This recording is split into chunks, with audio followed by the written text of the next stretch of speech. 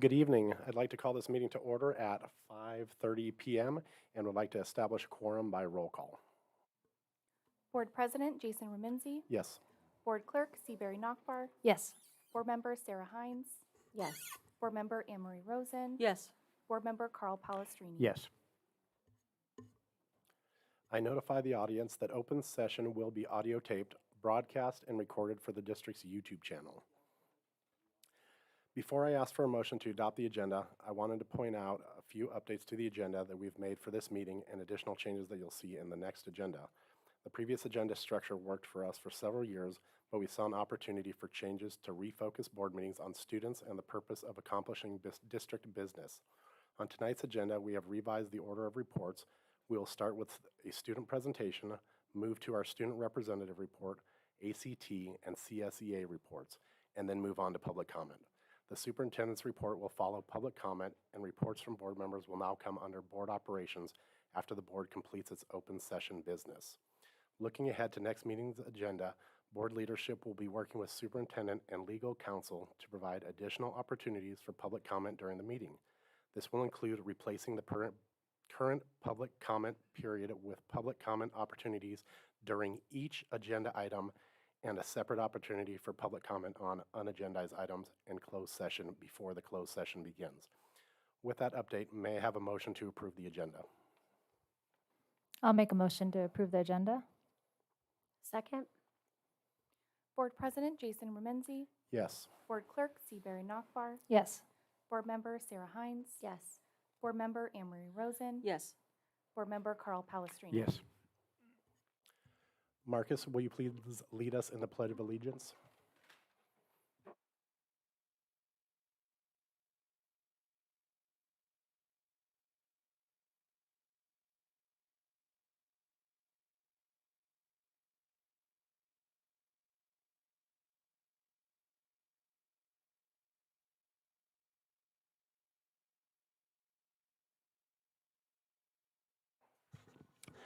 Next item is 2 reports.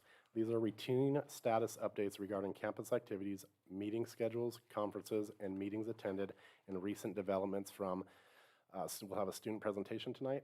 Will be the Carmel Youth Aid Club, then student representative Marcus Mickey, and then the 2 associations will follow. Can we start with the student presentation, please? All right. I would just, as these young ladies come up to the podium, I would like to introduce Ruby and Riley from the Carmel Youth Aid, who are here this evening to share with us information about their club. So I'll just pass it off to you, and we may or may not have questions afterwards, but thanks for being here tonight on Valentine's Day as well. So appreciate your time and energy to be here. Manesh. Hi, I'm Riley Notelfer. And this is the Carmel Youth Aid Club. Before we begin, we really want to thank the CUSD School Board for allowing us to take time out of the meeting to present our club. We really appreciate this. Oh.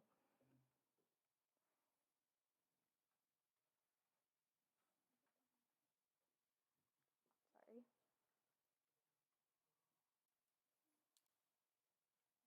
Oh, thank you. In the Carmel Youth Aid Club, I, Ruby Manesh, am the president. And I, Riley Notelfer, am the vice president. In addition, Emily Kim is our secretary and Hallie Crabb is our treasurer. The Carmel Youth Aid Club's main objective is to volunteer at events around CUSD schools. So, why join the club?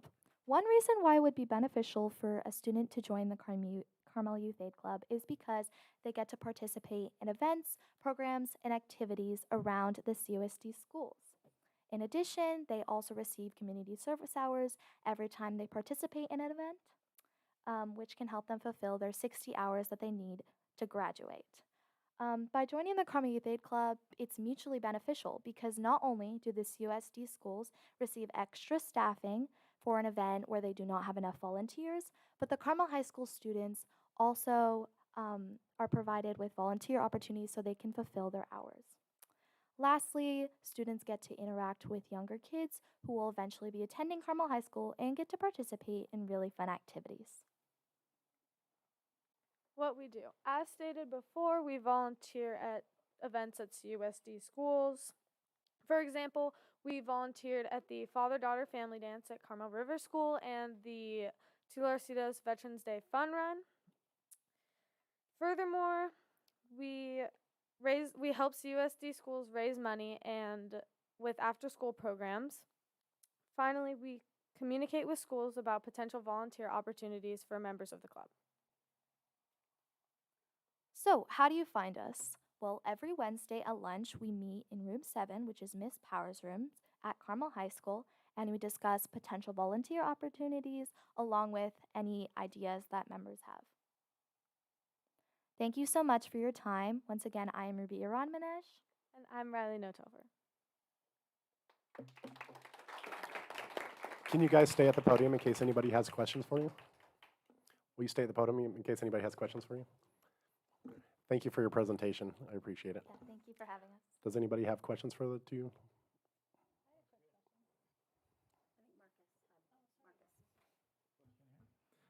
Thank you very much for coming out here to tell us about your club. I just wanted to ask if you have any upcoming activities planned so far. Or if there's any, I know this is a new club, but if you have any highlights thus far or anything that you're planning. I'm pretty sure we're planning in March to help out at the Carmel Middle School Spring Dance. We're going to be helping with booths and helping run the dance along with setting up and cleaning up. We're also going to be at the Mother-Son Family Carnival at Carmel River School.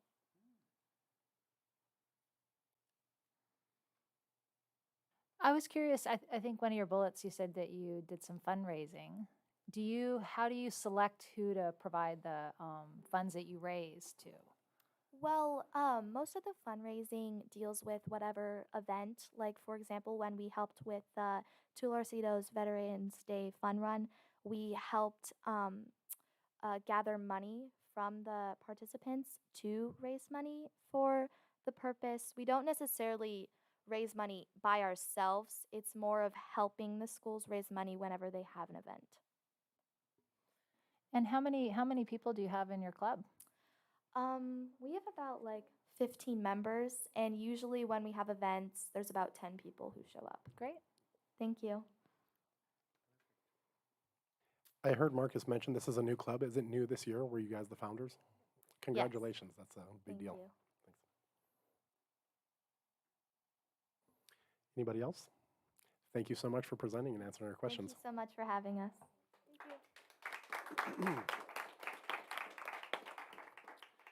Now we'll move on to agenda item 2B, Student Representative Report with Marcus Mickey. Thank you. We'll start with some of the events and activities since the last meeting in the past month. From January 18th to 20th, the CMS Band Orchestra went off to CCS as well as the Choir Festival. That was from the 25th to the 27th, both CMS. On January 31st, we hosted a leadership workshop at the high school with the middle school. It was our first sort of partnership with them in this way.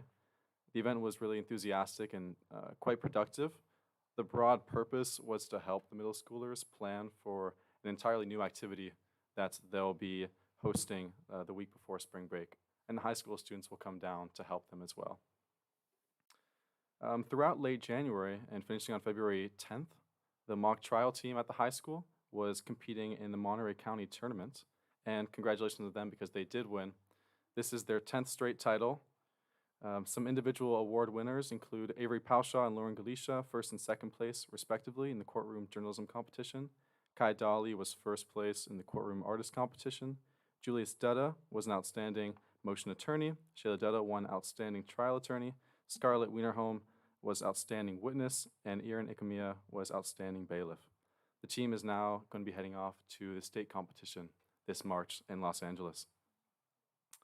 February 9th was the River Father-Daughter Family Celebration. That same day, Captain Cooper had a Flora and Fauna Spirit Day where students wore their favorite fruit, vegetable, or animal apparel. This week has been Kindness Week at the high school, and so ASB has been giving students beverages like hot chocolate and putting lots of posters and media around campus just to promote more kindness. It's not exclusively this week that students will be kind, but more kindness. Emphasis on kindness this week. This Friday at the high school, Student Council is planning to approve the amendments of the ASB Constitution, which among some smaller changes, we're planning on separating officially the ASB president and student board member roles with, I'll be reporting on more specifics on what that will actually look like at the next meeting as well. But that will be officially done this Friday. And then last up, we have our break coming up, February 19th to 26th. So that will be our February break. I also have some comments regarding the last meeting. At the last meeting, every person except one who spoke during public comments was opposed to the appointment of the superintendent. In response to this, between this meeting and the last, there do not appear to be any opportunities for constructive feedback from the community, such as town halls, regarding the selection of the next superintendent. In the survey pushed out recently, 93% of respondents indicated that the district is heading in the wrong direction. At this time, with much of the community questioning the extent to which the board has taken into account input from stakeholders, I think the board should be especially careful in making certain that its decisions have ample support behind them. I believe the board should suspend action on the approval of the superintendent contract pending further input from the community. My parents always told me that it's better to ask for permission rather than forgiveness. And I likewise recommend that the board make more efforts to ensure that its decisions, specifically concerning the superintendent, correspond as closely as possible with the community's desires, because at this moment, I'm not quite sure that they are. Thank you.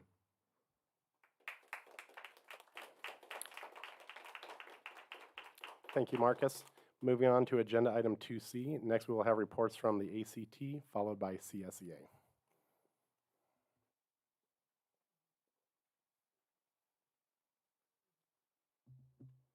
Hello, good evening. Happy Valentine's Day, everyone.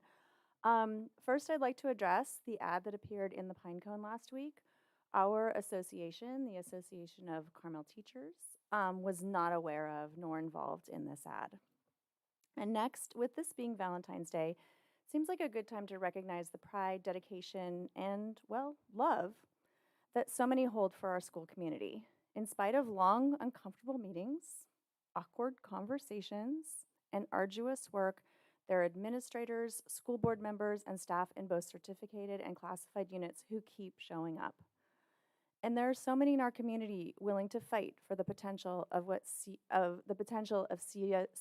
to be realized. We're definitely a work in progress, but there's a willingness by so many to do the needed messy work to make it better here.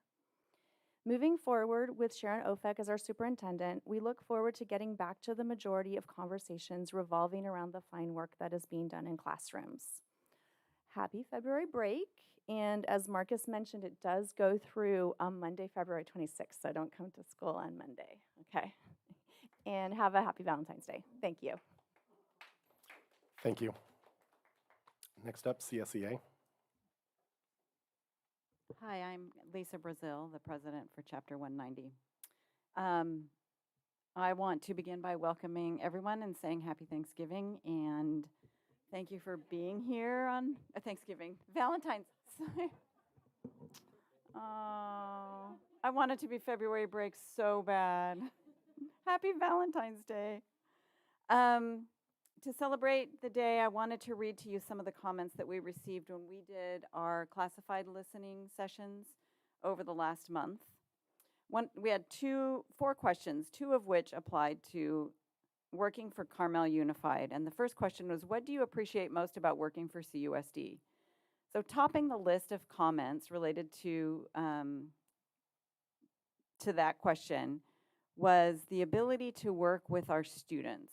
And adjectives used to describe our students were polite, focused, wonderful, every positive adjective you could think of referring to the students that we work with every single day. So that was the number one thing. Followed by, we have really good benefits. I really appreciate the childcare discount for my children that allow me to come to work. We're well paid and have great benefits. So these are quotes. Having access to a 403B investment account. Opportunities for professional growth. We have good school resources in our classrooms. We're treated like professionals. I like how they handle the personal necessity time and am grateful for the new bereavement leave. A lot of staff recognized the people that they work with. They all talked about how they like working with their colleagues and their administrators.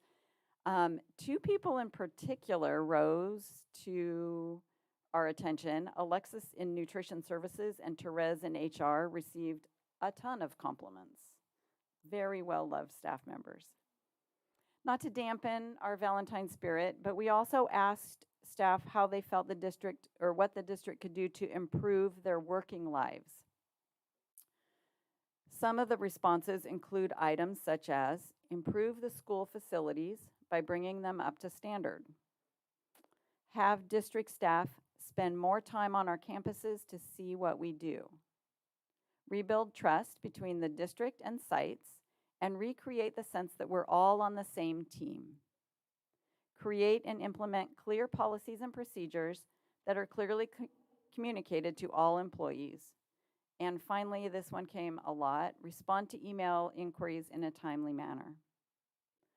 So to address some of those, what we can do to improve, I want to update the school community that ACT, CSEA, district staff, and board members, that the group that's going to be doing the collaborative conversations, those conversations have been scheduled at the sites and will begin after February break. So we're going to be going to all the sites, asking questions, listening, and the meetings will be an opportunity for staff to voice their concerns and celebrations, for the district leadership to listen with a goal of making real progress towards solving any concerns and moving CUSD toward our shared goal of being the best school in the district. So I want to reiterate something that Elizabeth said. The ad that came out in last week's Pinecone, CSEA was not aware of that and had no role in taking that ad out. I want to make that really clear. And that as a group, we're committed to working with our team members, that's the board and the district, to making positive change and to listening for what that positive change should be. And I look forward to working with you guys on that. So thank you for your time, and I hope everybody gets home early enough to enjoy Valentine's. Thank you. At this time, members of the public may provide comment on items on the agenda or any item that is within the board's jurisdiction, but not on the agenda. As I have said in the past, the board is committed to maintaining a respectful and productive environment that fosters a culture of civility where staff, the community, and the board feel safe to express themselves and are free from bullying, harassment, and threats. The board requests everyone express themselves accordingly and that they please address all comments to the board. Also, as noted in our board policies, the board may not engage in discussion during public comment, but may only ask staff to follow up on questions or briefly respond. To avoid the need for the board to briefly respond to multiple comments, I would like to preemptively address a few of the accurate statements contained in a recent paid anonymous advertisement. There are no board member being sued personally for actions taken as a board member. The district does not ignore complaints regarding sexual harassment, but at the same time, it cannot share confidential personnel or student information with the public. The district continues to work with legal counsel to ensure compliance with the Brown Act. The district attorney is not investigating the board, and there is no hearing involving the district attorney set for this summer. Also, to help us efficiently conduct public comment, if you've not already taken a ticket, please come forward and take one from next to Michelle at this time. Please note your ticket number. I'll start with the lowest number and would ask that when the number before yours is called, please line up behind the speaker at the podium so that we can move quickly between speakers. So if you wish to speak, please take the ticket. We would ask that you identify yourself and the topic you wish to speak on when you begin your comments. Members wishing to address the board are allotted 3 minutes per speaker, per item, or per topic, which is not on the agenda. We have a timer on the screen. While we want everyone to share their comments, we need to be consistent with the 3-minute time limit. So I'll remind you when your time is up and ask you to finish your sentence at that time. Let's start with number 27.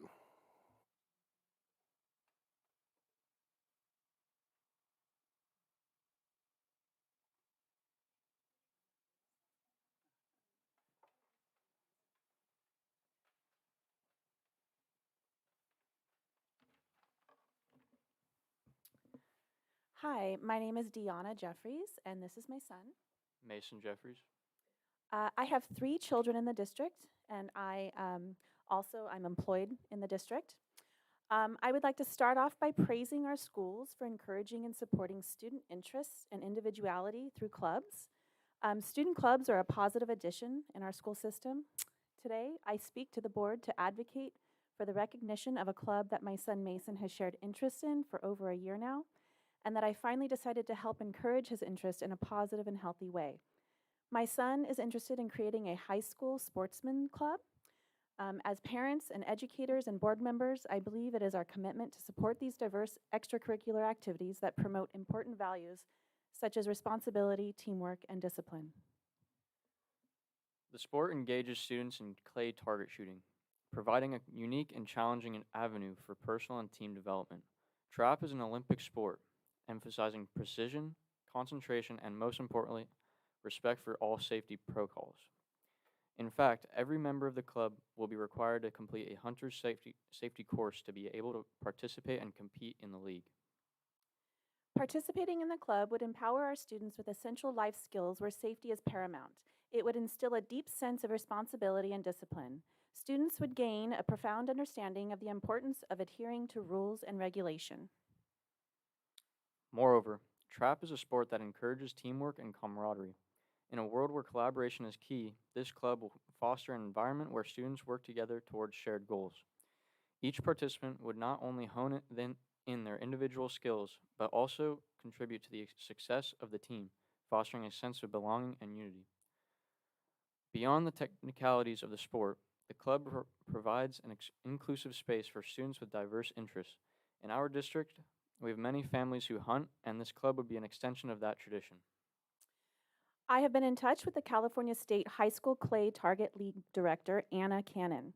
She has informed me that the insurance and liability are provided by the State League, ensuring a safe and secure environment for all participants. She has also informed me that there are several disciplines within the sport, including trap, sporting clay, and skeet, offering a variety of experiences for our students. The only thing required from the school is recognition of the club in the form of a picture in the yearbook and a school name on the club's shirt. A minimum of 5 students is required to compete, and I'm excited to share that my son has already recruited 13 interested high school students. Registration has already opened February 1st and closes on March 25th. At this point, my son has recruited for the club, found a supervising adult on campus to supervise the club, and has also submitted a letter to the admin. He has felt supported up to this point, but has been told that the next hurdle stands at the district legal advisor. I'm not sure if and when this topic will come a part of your agenda, but if and when it does, I urge you to support the recognition of this club as an investment in the holistic development of our students. Thank you. Thank you for your comment. Quick question before you go. Are other high schools, or is anybody doing this? Just last year, 400 high schools signed up in the state of California. That's including all of the other ones that have already been signed up. So you have a All right, model? Carl, we can't really discuss it because it's not Oh. agendized, so we just gotta Sorry. let them say We'll their get piece. there and one day, back. I We'll promise. get back to them. Number 28, please.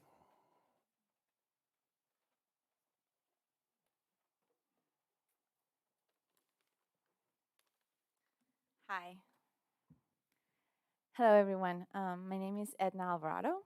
Yes, like Alvarado Street. I'm here as a resident, taxpayer, and mom of a Carmel High graduate. Let me start with a prayer. Dear God, bring your light upon this meeting. Anything hidden or coming against the well-being of our community, starting with the students and extending to neighbors of every campus, be revealed, and everything that will bring a solid foundation for these generations and the ones to come to be heard and put into action. In Jesus' name, amen. Last meeting, we saw the president and secretary of Tullositos Elementary Student Board present a thank you card to Miss Sarah Hines. Their card thanked every member of the board for their good example. In their innocent, kind, and seeking to do good hearts, that's what they see. Let's just make sure they are reassured in that, because I'm asking, are you willing to break their trust if they were to find out that things are not running the way they should be? Because of what I've heard in these meetings, really, that's why I'm asking. That positions can be taken by not even being voted in, that if allegations of sexual harassment are done, they will be ignored, that public comments will not be taken in consideration if they are not aligned to, and I just leave a blank space there. Securing the teaching of high moral values, integrity, compassion, work ethics, life skills, and high quality education should be what students are of all ages are receiving and learning from the school district. Let us turn the course of how things are going and make Carmel a place where teachers are not pushed to hide information from parents, where boys identifying as girls will not be part of girls' sports, especially because they're still boys. I am an advocate for equity and inclusion, 100%. But please, hear me clearly. Equality because we are human beings. Inclusion because every life is precious.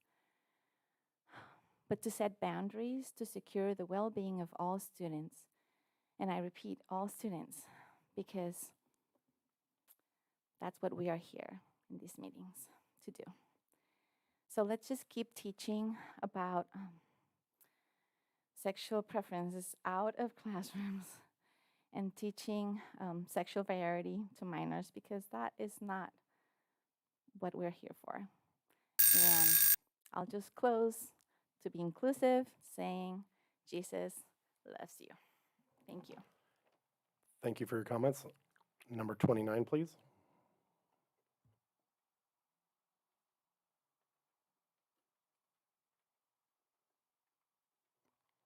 Number 29. Moving on to number 30.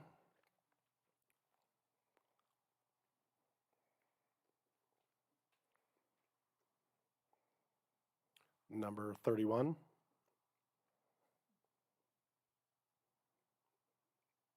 Number 32.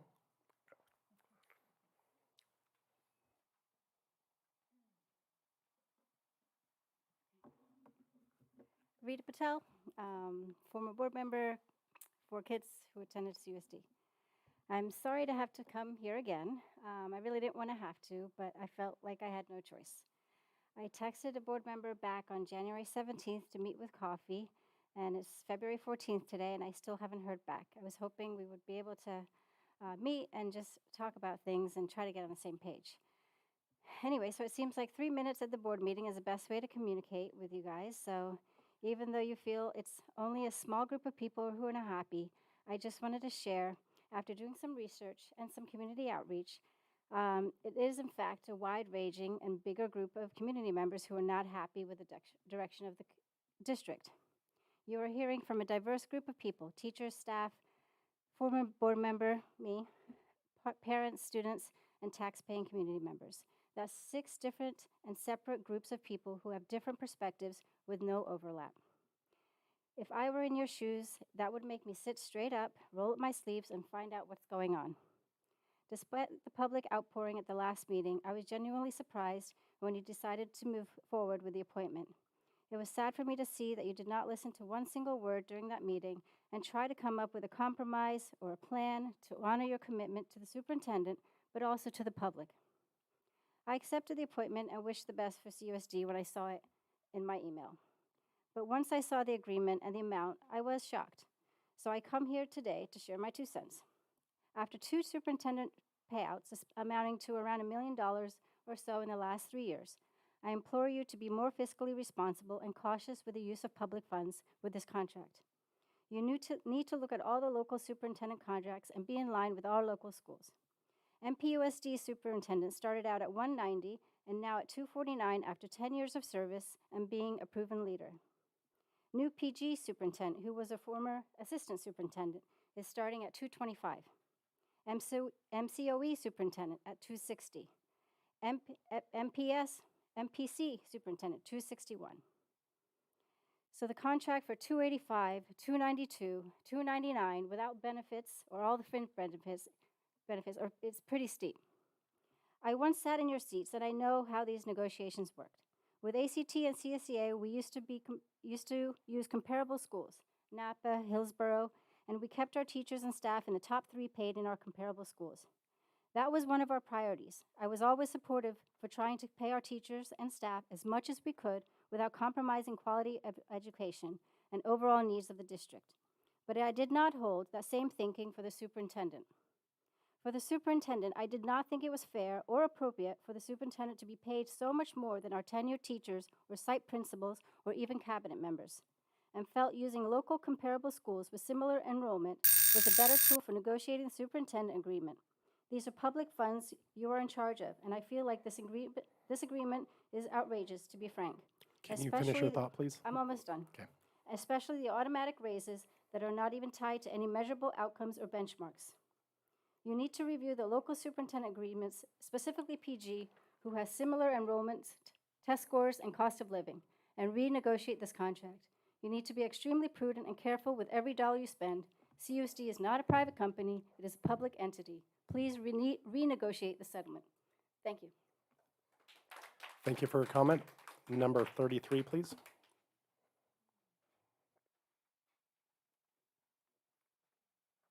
Hi, good evening. My name is Alandra Celis, and I am a taxpayer, mom of 2 successful alums, and aunt to lots of nieces and nephews within the Carmel Unified School District at different sites.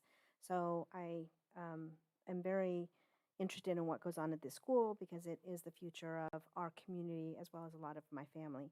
I also, so I'm not repeating what Ms. Patel said, I agree with everything she said. And also thank you, Marcus, so much for also being the grown-up in the room, sorry people, who said, let's be thoughtful, let's take our time. You know, there was supposedly this survey that was supposed to happen that was kind of ramrodded down people's throats in December as we were getting ready to go on holiday. As a lot of people were getting ready to go on holiday. I never saw a survey. As a community member, I had something to say. Where was my access to that? Who had access to that? Where are the results? Didn't see them. Did see the contract, though, and I agree, again, with Ms. Patel, really high.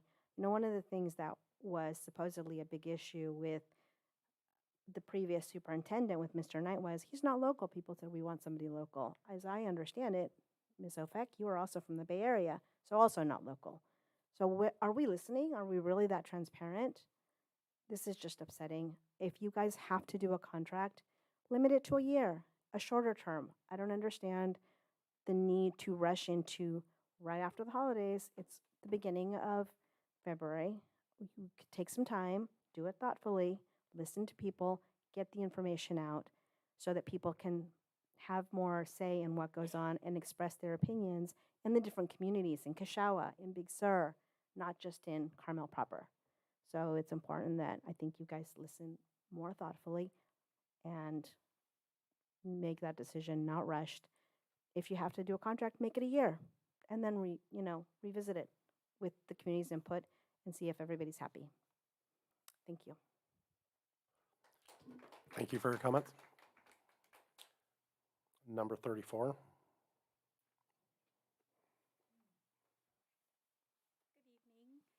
My name is Erica. I am a process server with the County of Monterey. I do have a recall petition to serve to 4 of your board members. May I approach for Carl Palestrini, Sarah Hines, Seabury Nachbar, and Jason Remsney.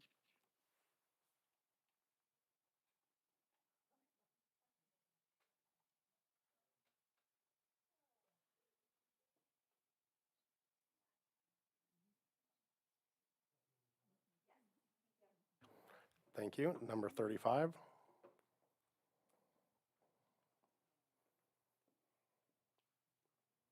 Good evening. My name is Tristan Mabry. I'm the parent of 2 kids at Carmel High. I came here partly because of the ad in the Pine Cone, but I really wanted to say thank you for putting up with the abuse that you face as public servants. I know you're not in it for the money. You're not in it for the glory. You're here as a public servant. I work for the federal government. I have some sense of what that's like. but I wanted to say I was glad you actually made the decision about the superintendent. This decision had to be made. If you disagree with that decision in the public, vote. You guys are elected. If you're unhappy with the board and what the board does, vote. Otherwise, keep it to yourself. The pine cone, I'm a former journalist. It was grossly irresponsible to publish an ad that was that incendiary, that was unsigned. It was anonymous. So if you see that ad and upsets you, you can just ask, who paid for it? Because I don't know. It didn't speak for me. So thank you very much for the board, for your service, for what you do. Not everyone is that angry at you. Some of us are actually quite happy that we have a new superintendent. Thanks a lot. Thank you for your comment. Number 36. Hi, Randall Frederick. I have 2 students at the high school. I want to acknowledge Marcus for being a very thoughtful adult with a reasonable request. I don't have enough information myself about this superintendent to judge the decision, but I do think the community deserves hearing the complete reasoning behind the decision at some point, somehow. But I wanted to just jump to my other pet issue for 4 years is the number one issue on my wellness committee 4 years ago, 2 superintendents ago, was late starts. More sleep for the kids. We know that that's better. I pass it out every time, but I'm going to keep reminding that I was told then that we couldn't do it because all the sports teams in the league had the same start times as we did, so we couldn't mess up our schedule. And now we're the only ones that start at 7:45 in the morning. So please, can we get this on the agenda and deal with it? We got lights, we got stuff. I know we had a bunch of other stuff going on. But my kids need more sleep, especially in the winter. Thank you.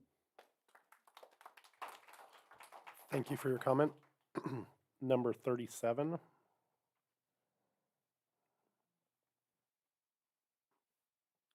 Hello, Board, Superintendent. My name is Leman, and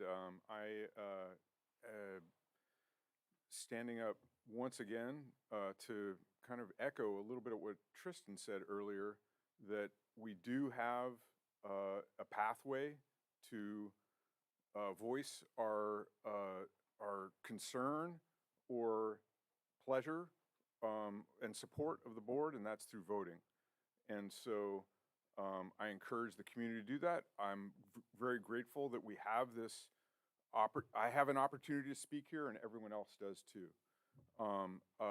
I was relieved personally to find out that we were moving to a current permanent supervisor role once again. It's been a tumultuous road, and frankly, to find anyone willing to come to Carmel as supervisor at this point sounds like a miracle. So bravo for the achievement, and thank you for your service. Thank you for your comment. Number 38, please.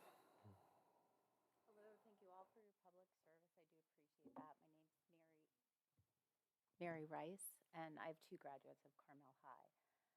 I'm here because last month when I attended this meeting, I was really disappointed. It was unacceptable to see our faculty and staff have to come publicly before you, one after another, repeating really serious concerns.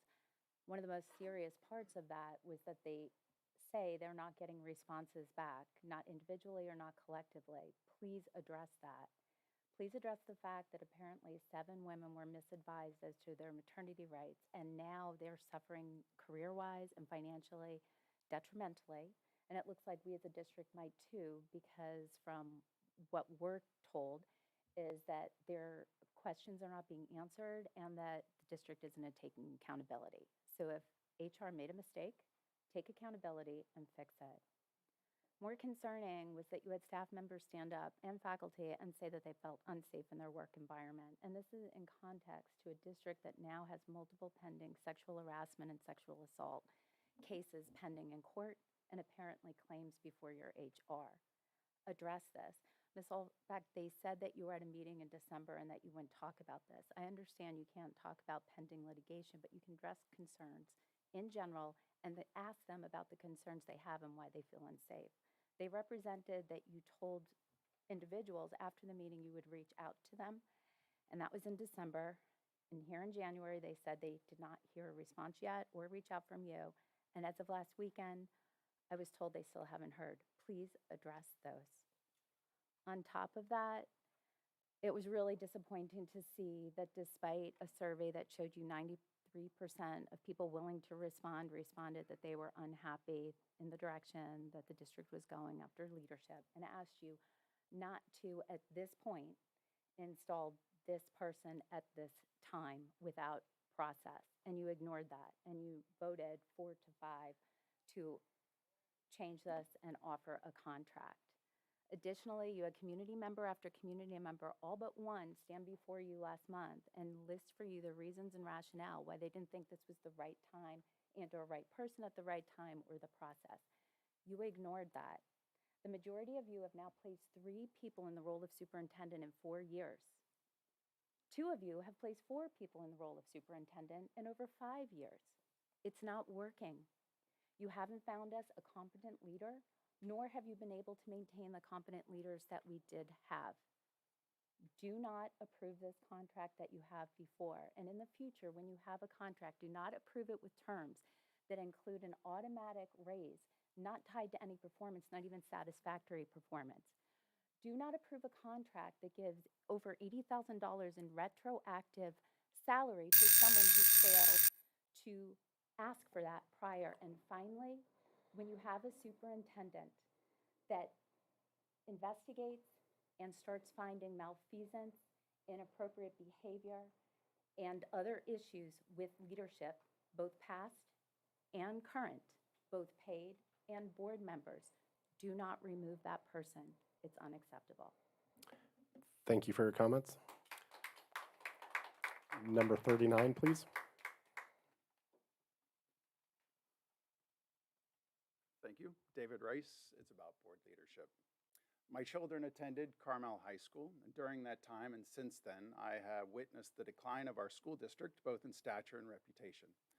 I've witnessed a troubling pattern of critical failings that at first glance could conceivably be attributed to a few bad individuals, but now that I recognize it on its larger scale, it's a systematic failure of leadership by the board. Decisions are the currency of leadership, and unfortunately, the board has consistently made poor decisions, whether in regulating itself, its administrators, or in the matters under its charge. The board has failed our students, families, and community in at least 4 ways. The board has been dismissive, avoidant, aggravative, and retaliatory. Dismissiveness has permeated the board's approach as legitimate concerns raised by the parents are often brushed aside, labeled as the ramblings of overly involved parents or simply a small group of disaffected people. Avoidance has become a strategy, allowing known issues to fester, resulting in complicated legal proceedings and huge expenditures.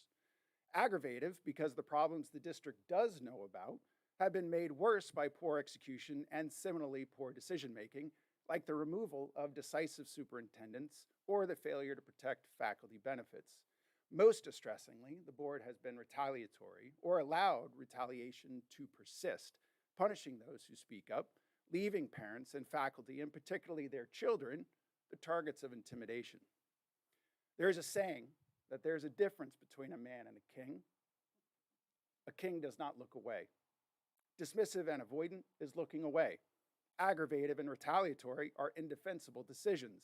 As such, the board, in its current instantiation, no longer deserves the crown or the currency of leadership. Leadership is undoubtedly challenging. It is understandable why some would come to your defense, but there comes a point where poor leadership is simply inexcusable, especially when there is no problem the board faces in this district that is intractable, which makes the decline of the district all that much more painful to watch. I have lightly outlined what I believe are the sins of commission committed by the board, actions, attitudes, and decisions that were and are fundamentally wrong and lacking good faith. If the board won't lead, then the community must. As a community, we have an equal duty to avoid the sins of omission, that is, knowing what is right and failing to act upon it. Therefore, I ask the community to lead from this point forward, recall the board members that have failed us, our community and our children, deserve an institution and a leadership team worthy of our best and our best potential. So when you see the petition, don't look away. Thank you. Thank you for your comments.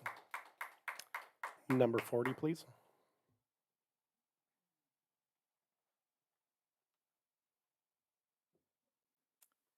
Good evening. My name is Alison Bonan, and I'm here tonight to respond to the cowardly anonymous ad placed in the Pine Cone regarding the CUSD board, which was paid for by parents, teachers, staff, students, and taxpayers.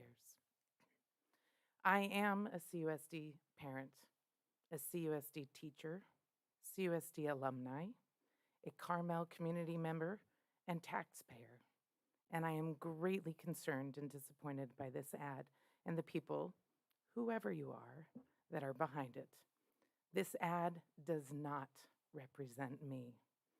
The people who purchased and created this dangerous and inflammatory ad do not speak for me.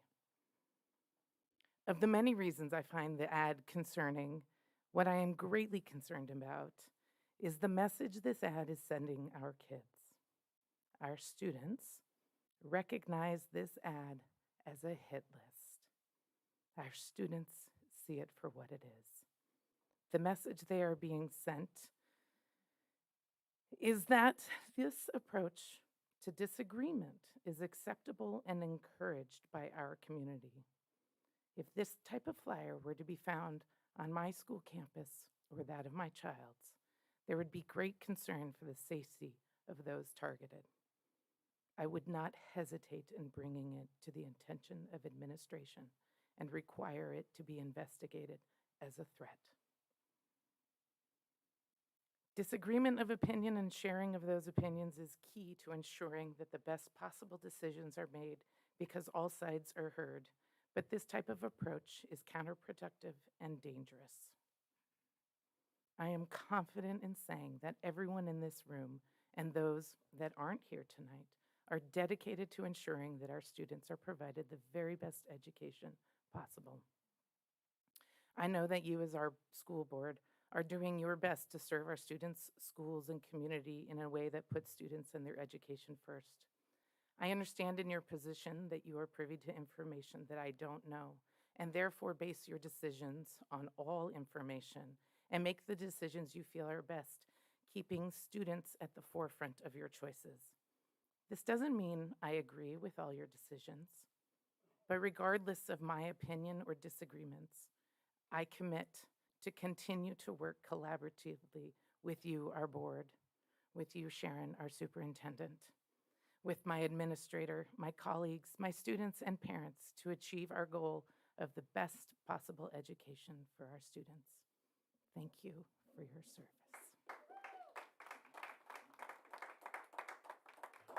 Thank you for your comments. Number 41, please. First, I want to start. Thank you for your service. I come because I got a few parents come to me. I'm from Big Sur, from the Catholic and Cooper, and especially there for the lack of child service. Now with the close of the apple pie, all those parents call me and say, "Is any way you can find out is for the lack of information? What is a plan? Is a plan to reopen? What the status?" And the other thing is they like to be informed, for they can planning what to do. And that's all. I mean, thank you so much. Thank you. Number 42, please. Okay, that will close public comment. On to agenda item 4S. There are routine status updates regarding campus activities, meeting schedules, conferences, and meetings attended, and recent developments from our Superintendent, Sharon Ofek. Good evening, everyone. I will incorporate into my comments that we did weather quite a big storm, which resulted in some damage to our apple pie preschool. I went with some cabinet members down to Apple Pie Preschool to tour the damage and to visit with the staff at Captain Cooper to talk about space on that property and how we can accommodate the students that are currently enrolled in Apple Pie once we get some emergency licensing. I've also been working with our MOT team and Laura Dunn from Carmelo, who is applying for an emergency licensure. So things are quite challenging in terms of getting the correct permits in order to reopen in a new space, as the building was damaged beyond repair or in a quick repair. A tree fell on top of it. So we had to assess the safety of the entire campus, but that building in particular was not is not able to be re-entered. Messaging has gone out through Parent Square to both Apple Pie community and Captain Cooper community with information about how to reach out to Laura Dunn with needs for supports and ways in which she can provide services at Carmelo. And further updates have been provided in that, or promised in that messaging once we have that information. So I want to just make sure that that's incorporated into my comments. We are really waiting on the other side of the problem solving at this point with the licensing agencies and the ability to provide a new building and a new space. And we can go ahead and resend that message and that information if families have not received it. So in addition to all of that, the district has been quite a busy place since our last meeting, which was just 3 weeks ago. And in addition to attending school events and visiting sites, our district hosted the Monterey County CTE Joint Powers Authority meeting, where we were able to feature and showcase the amazing work of our students and our teachers. Specifically featured were dance, robotics, and video production programs. Not only were our teachers there to support our students, but our students did the presentations to the entire group of folks from around the county, and they were pretty fantastic at showcasing their talents and all that they learn and what they do in their classes in these 3 domains. Our event was well appreciated and very much highlighted. I'm sure you'll hear more because we had some board members there too. We are preparing for summer programming for our students. That, as you know, takes on many weeks of programming. There are about 7 weeks of programming available. So once that's finalized, you will see some information out about that from our summer programming team. And then in addition, we're working on preparing summer offerings for a summer learning institute for our staff based on what their interests are. So surveying them and finding out what they're interested in learning about and then offering those opportunities. I also recently met with the superintendent of schools for MPUSD to again exchange some insights on the successes and challenges in our respective districts and having collaborative conversations to join efforts between the 3 school districts, PG, MPUSD, and then ourselves in terms of how we work towards supporting our students' academic, social, and emotional well-being and their needs on the peninsula here. Finally, Libby Duthman, Dan Morgan, and myself were invited to present to the 4th Leadership Carmel cohort about our leadership journeys and all that's involved in being in leadership positions from a school district perspective, as the attendees and participants in that program are not involved in education. So it's a different dimension and a different lens for them to have that experience through. So that was quite fantastic and quite awesome because we were able to make connections that might result in opportunities for our students moving forward in the form of internships or mentoring or coaching in any area that we might look forward to in the future as we build out additional pathways and programs and opportunities for our kids. So I was excited to have that opportunity to connect with members of our community, not just within our school district, but within the organizations that are here in Carmel. So thank you so much. Thank you, Sharon. Next up is Agenda Item 5, the consent calendar. The board may bundle a number of items and act upon them together in one motion through the use of a consent calendar. Consent agenda items are routine items deemed to be non-controversial for a board which discussion is not anticipated and for which the superintendent recommends approval. There will be no discussion of these items prior to the vote unless any members of the board request specific items to be removed for discussion. I have some items that I'd like to have removed, please. Okay. Letter D, subsection C, G, and J. And I would also like H, the Cal card, specifically the one business for January for the Motel 6. I think those just need further explanation for the community. Are those the only two, Emery? There's 4 items. So, Sharon, how does that work when we're pulling parts of D? Do we pull all of D and we can answer the intersections that Anne Marie's asking about? Or do we only pull that sub-item of that subsection? We pull the whole item. Okay. I mean D, that item, that subsection. Okay. Do I have a motion to approve the consent calendar minus subsection D and subsection H? So approved. So moved, sorry. D and H. D and H. D and H. It was within D, it was subsection C within D. And within D, you wanted C, G, and J discussed, correct? C, G, and J specifically. Thank you. Do we have a second for Anne Marie's motion? I'll second. Board President Jason Remenzi. Yes. Board Clerk Seabury Nockbar. Yes. Board Member Sarah Hines. Yes. Board Member Anne Marie Rosen. Yes.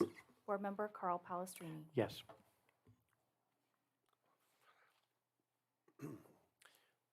So now we discuss those sections, correct? Before we move any further. Okay. So discussion is open for independent contractor service agreements, specifically section C, G, and J.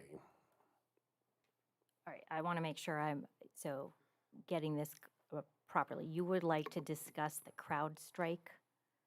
Is that It's item C? just the amount of money that Mhm. I think that just needs to be explained to the public as to why we are spending that much money for C as in cat, G as in goat, J as in jar. C, G, and J. So again, I want to make sure I'm understanding that you want to pull can we just talk about this? CrowdStrike, CSM? Or are you Yes. talking about just, Just the CrowdStrike, it just needs to be explained. It's a new contract. It's not something that is usually, it's just brand new to us. And I think that the public needs to at least have it daylighted to them first. so I'm happy to provide that information at a later time because I would like to have our IT team write out the information for you. Had I known this was going to be pulled ahead of time, I would have been prepared with the information to answer your questions publicly. But without that, this is the IT team. This is the cybersecurity management. This is in their budget. This dollar amount fits within their budget, and it is an amount that they're willing to pay for this service that allows cybersecurity to be increased. There's also a link to our insurance that requires some IT securities and safeties as well. And while I can give you that high-level overview, the IT team would be more than happy to provide more detail. So that would be good. I think the public would enjoy knowing about that. Thank you. So do we need to table that section to a later date for that presentation?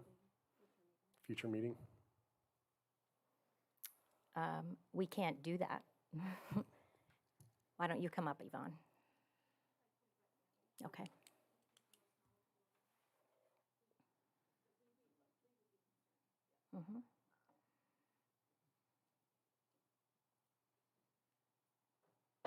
Good evening, all. My name is Manny Carrera. I'm the Senior IT Director for Carmel Unified School District, and it is upon my recommendation that CrowdStrike be moved to purchase for this school year. I'd be happy to answer any questions you have. I was just wondering what it does specifically, and, is it for the whole entire district? Is it specifically to one site? What does it do? At a high level, what it does is, we're all familiar with antivirus, right? Antivirus gets pushed to district machines, all CUSD district machines. And what it does is it provides cybersecurity protection to those machines. CrowdStrike is very much a cybersecurity antivirus product. But there is a differentiator with CrowdStrike that separates it from other solutions on the market. With CrowdStrike, it is the antivirus solution. It will go on every teacher and student device in the district, as well as our servers. But with CrowdStrike, we get a 24/7, 365 human monitoring of our systems. So that's something that we currently don't have, and that would be a huge differentiator for us in terms of protecting our district resources. Thank you. Thank you. And I'm not sure how we work towards this. Do we vote on C by itself now? Now we vote. Subsection D? Mm-hmm. Okay. Each one's pulled Okay, so separately. can we get a motion to approve Section D, Independent Contractor Service Agreements, subsection C? So moved. I'll second. Board President Jason Remenzi, Yes. Board Clerk Seabury Nockbar, Yes. Board Member Sarah Hines, Yes. Board Member Amory Rosen, Yes. Board Member Carl Palestrini. Yes. All right, now G, correct? G? Yes. Okay. G. So so this is Earth System Pacific. We'll have Dan Paul come up. All right, I can answer any questions, but it's primarily just a soils testing contract. Anytime we build something new, parking lots, buildings, you do soils testing to design your foundation. So we're putting tennis courts out there, we'll test the soil, that'll determine the section that goes under the court for their longevity. Okay. Thank you. Can I receive a motion for Independent Contractor Service Agreement, subsection G? So moved. Second. Board President Jason Remenzi, Yes. Board Clerk Seabury Nockbar, Yes. Board Member Sarah Hines, Yes. Board Member Amory Rosen, Yes. Board Member Carl Palestrini. Yes. And now J, correct? J, All right, as in jar. yes. That's the prom venue. Yes. What would you like to know? It just seems like an awful lot of money for a Long Branch Saloon up in Half Moon Bay. And I'm wondering, is this the money that we're fronting for the ticket sales back? $50,000 seems, like a lot of money for 4 hours worth of entertainment, and that's without any transportation or any insurance or anything else that, we have going on there. And I just wanted to find out whether this was money that we were going to be out, or whether the ticket sales were going to be reimbursed. Is this going to be something that is taken care of by ASB? Is this something that is, comes from the junior class funds? It just didn't have a lot of explanation. Marcus, would you like to respond since you're in the class that makes these decisions? Yes, and I Thank you. planned prom last year, and so I have a little bit of insight. But this will be, we're expecting that all of the funds used to pay for prom, the venue, and everything else will be covered by the ticket sales that we make. Okay. As well as the funds that are already in our ASB account. And so I think typically we had the boat venue last year, and that was, I think, around $40,000. So it is in that range typically. But it will be covered by ticket sales, as well as any additional, if we do have a deficit, which is rare. Usually we make it, or we make more than we need. It will be covered by our ASB account. So this is usually through the junior class, right, that puts on the prom? Or is it just ASB altogether? Sorry, it's ASB puts it on, but it's for the junior class. Yes, the junior class organizes it, but the funding comes entirely from ASB, but the junior class is in charge of the event. All right, thank you. And I will say that these are typical rates these days to rent facilities with all of the equipment and everything available and all inclusive. Oh, I Yeah. understand that. It was just trying to explain to some people that we're spending $50,000 to send kids for 4 hours to a Long Branch Saloon I said I thought we need a little bit further explanation of that. And then who was ultimately going to be responsible, whether that was the district or whether it was going to be the individual class. So thank you. So, Sarah, I think you just pulled up the details on that. I think so, Anne-Marie. I think all of that was already posted. Yeah. Yeah, I think it's listed at 360 people times 125 per person. Right. But it doesn't say which class or who is going to ultimately pay for it. It just, if you don't mind if I scroll up on your screen. Is that all right? It doesn't have which specific area it's coming from, and it looks right now like the district is paying it, and it doesn't say that it's going to be coming back from there. And I just wanted to make sure that it was clarified that the money was going to be coming back. Thank you.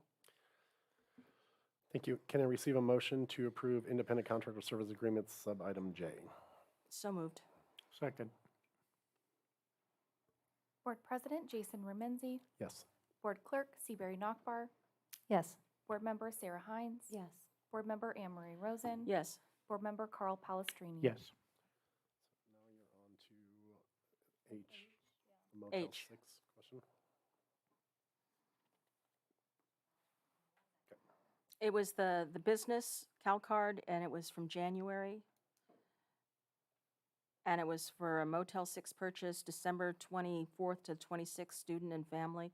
And I was just wondering, are we gifting public funds? What are we doing? Why was that specifically done for one specific family? Can you tell me which one it was under again? Sorry, CalCard, Business and business. January. Thank you. You want to come up, Yvonne?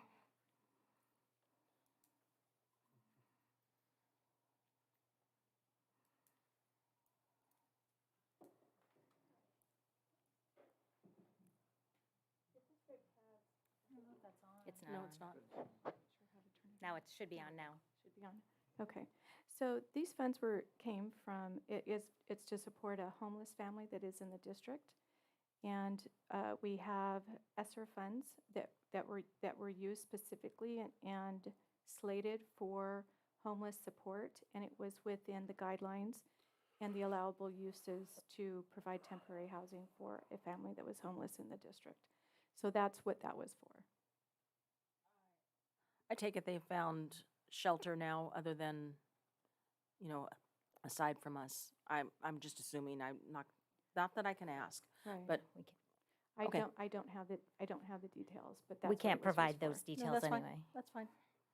It just seemed, I had not seen that before, so Right, and we have wanted to other ask. sources of funding to support homeless students in the district. Title I, there's always a 1% set aside from Title I funds for homeless purposes, supportive homeless students, and then the ESSER funds also, so the one-time ESSER funds that will expire in September. It was about a $7,000 allocation that will be expended before September. So there's many activities that Cassandra Ziskind, who's the Director of Student Services, oversees the use of those funds and that supportive homeless students. Thank you. You're welcome. Can we receive a motion for ratification of CalCard purchases in its entirety? So moved. I'll second. Board President Jason Remenzi. Yes. Board Clerk Seabury Nockbar. Yes. Board Member Sarah Hines. Yes. Board Member Anne Marie Rosen. Yes. Board Member Carl Palestrini. Yes. Moving on to agenda item 6, action, discussion, information items. First on this portion of the agenda is consideration of a contract with newly appointed superintendent. After several months of discussion and public input, at the January board meeting, the board appointed Sharon Ofek as the superintendent. Tonight, the board is considering the next step, approval of a written contract with her to serve in that role. The agreement was negotiated by board leadership with assistance of legal counsel with significant experience drafting such agreements. While the contract and a summary of it were provided as part of the board agenda, I want to provide additional information about the contract along with an oral report of a summary of recommendations for a final action on the contract. Under the contract, the superintendent would serve in the position for the remainder of this school year and the following 2 school years ending in June of 2026. The superintendent would be paid the difference in daily rate between the prior superintendent's salary and her deputy superintendent's salary, which equals $87.43 for each day she served as the interim superintendent. Going forward for the remainder of the school year, her salary would be $285,000. This represents roughly a 5% cost of living increase from the prior superintendent's contract signed in 2021. The superintendent shall receive an automatic 2.5-step increase in salary for the 2024 to 2025 and 25 to 26 school years in the same manner provided to other management employees. She will also be eligible for advanced degree stipends, health, dental, vision, and disability insurance as received by other cabinet members. The superintendent will receive a stipend of $500 for travel, and the district will financially support her membership in the Association of California School Administrators. It also allows for the provision of a coach or mentor service for the superintendent. Finally, the agreement establishes a review process, including the board and superintendent working together to develop goals and objectives to be reviewed on an annual basis. It also requires the superintendent to annually prepare a self-evaluation and a state of the district report as part of the evaluation process. Can I please get a motion to approve the contract at this time?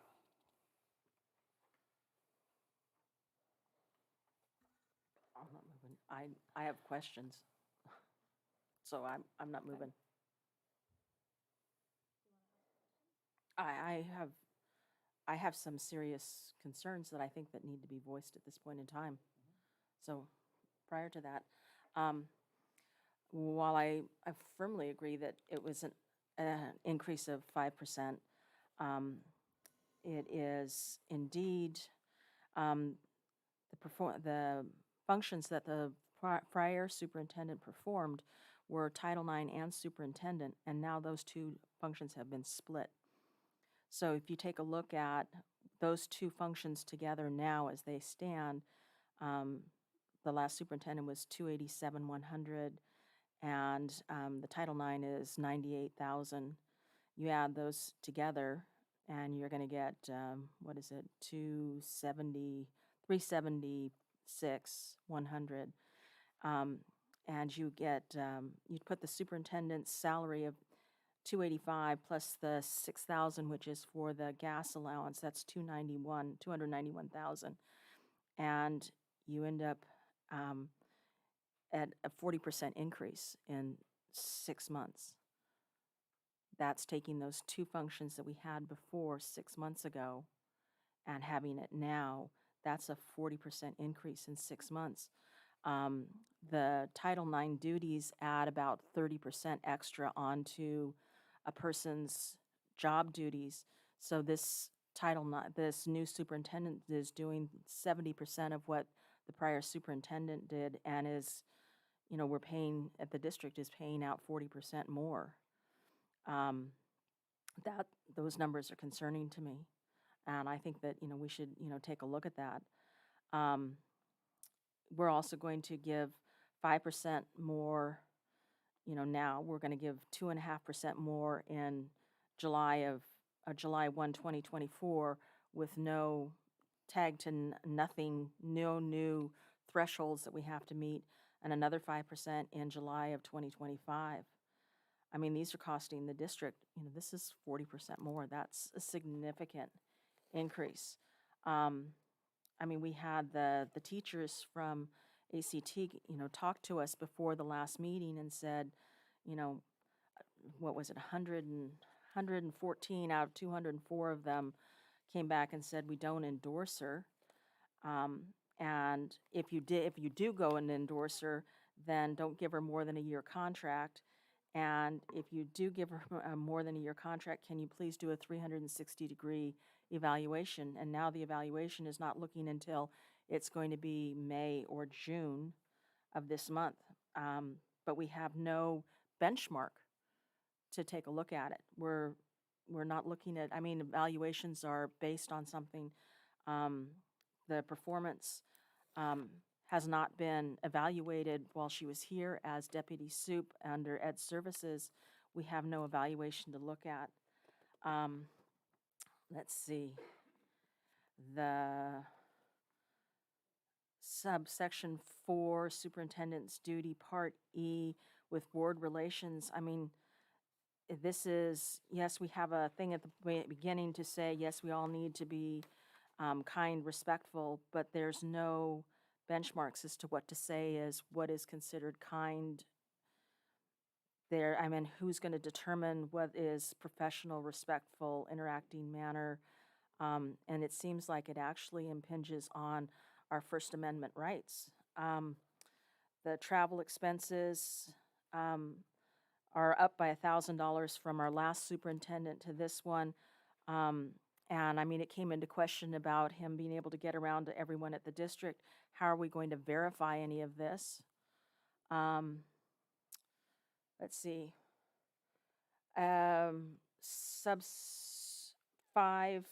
Subsection G, we're looking at safety and security of the superintendent and the superintendent's family. There's no budgetary limits on this. I mean, is this going to be for within the district boundaries? Is this, outside the next county? How long is this for? What is the amount that we're going to be paying for it? I mean, how many extended family are we looking at? Are we setting the board up for a huge payout in terms of termination 7D? The expenses with no proven track record, there's nothing that we have seen that warrants huge increase. We've had no vetting process. We have no evaluation to look at, and it's just the opinions of board members that are here. I mean, the public has already stated that we have a 93% lack of trust in us, and the board members are going around saying everybody loves her and, we think this is a great idea, but how, if you don't trust us, how does that mount to a hill of beans? Let's see. Evaluation, I already said suggest do a 360 evaluation right now on, she's been in the interim superintendent position for the last 6 months, and then 4 months before that as an acting soup. And then before that, we had as Ed Services. Maybe we can do an evaluation on that and get some kind of a benchmark so we can see when we actually do an evaluation in June or May, end of May, we have some benchmark numbers and say, did we go up? Did we go down? Have we reached anything?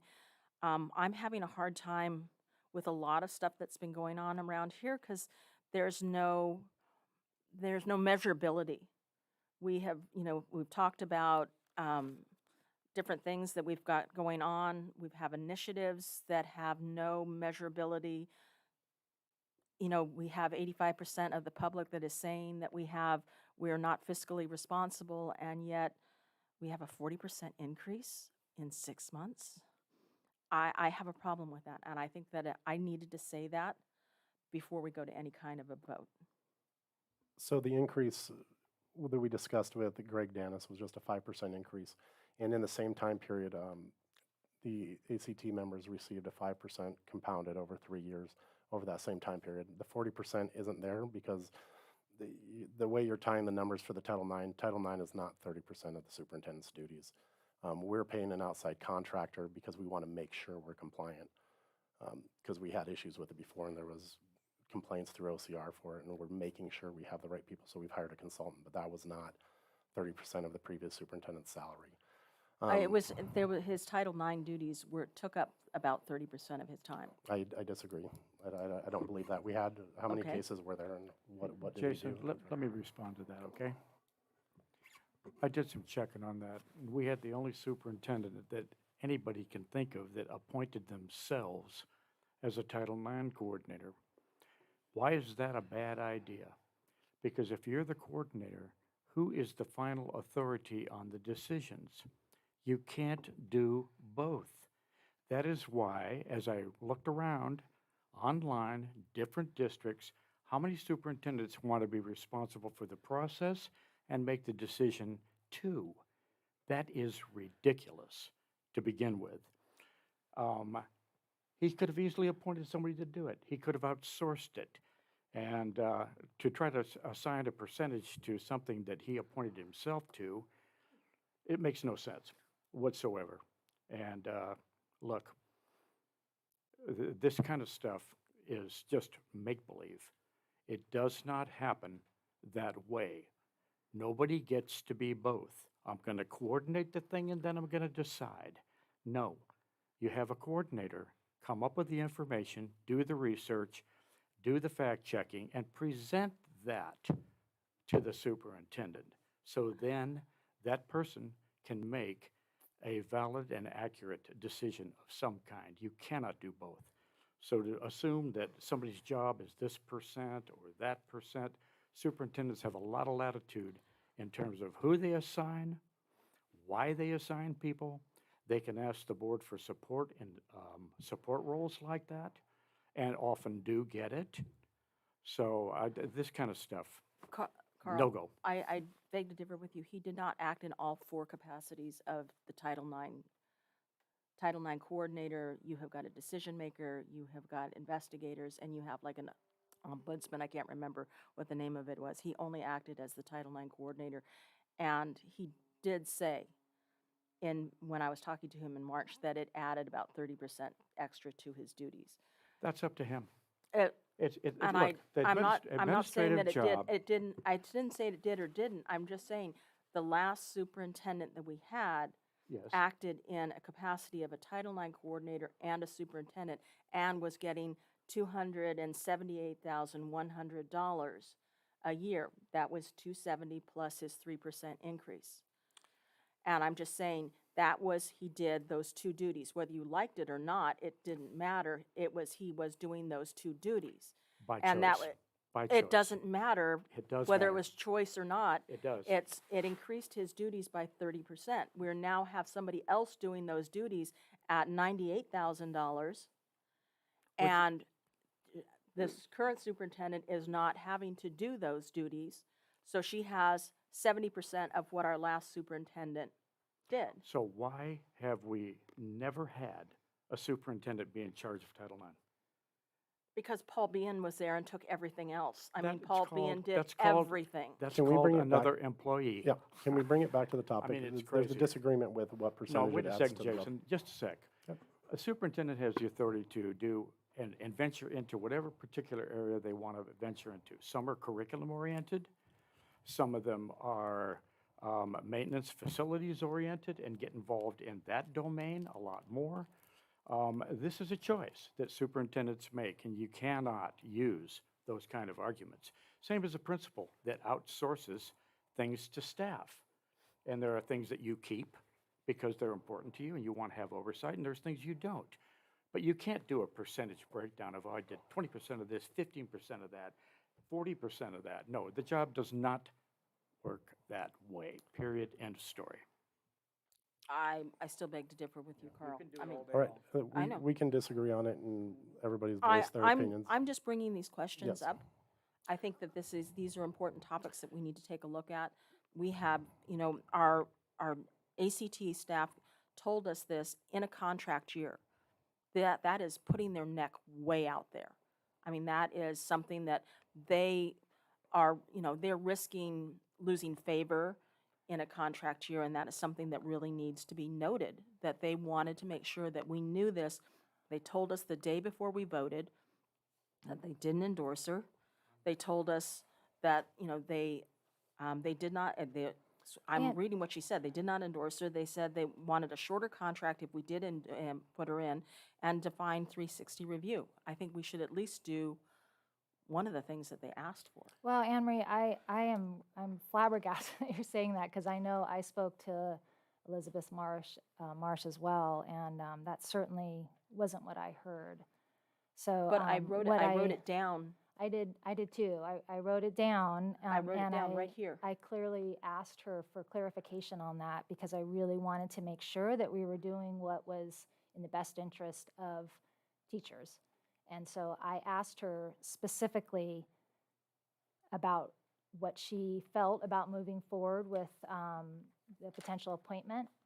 And she said nothing about an amount of time. She didn't say to me about contract limitations on a one-year contract.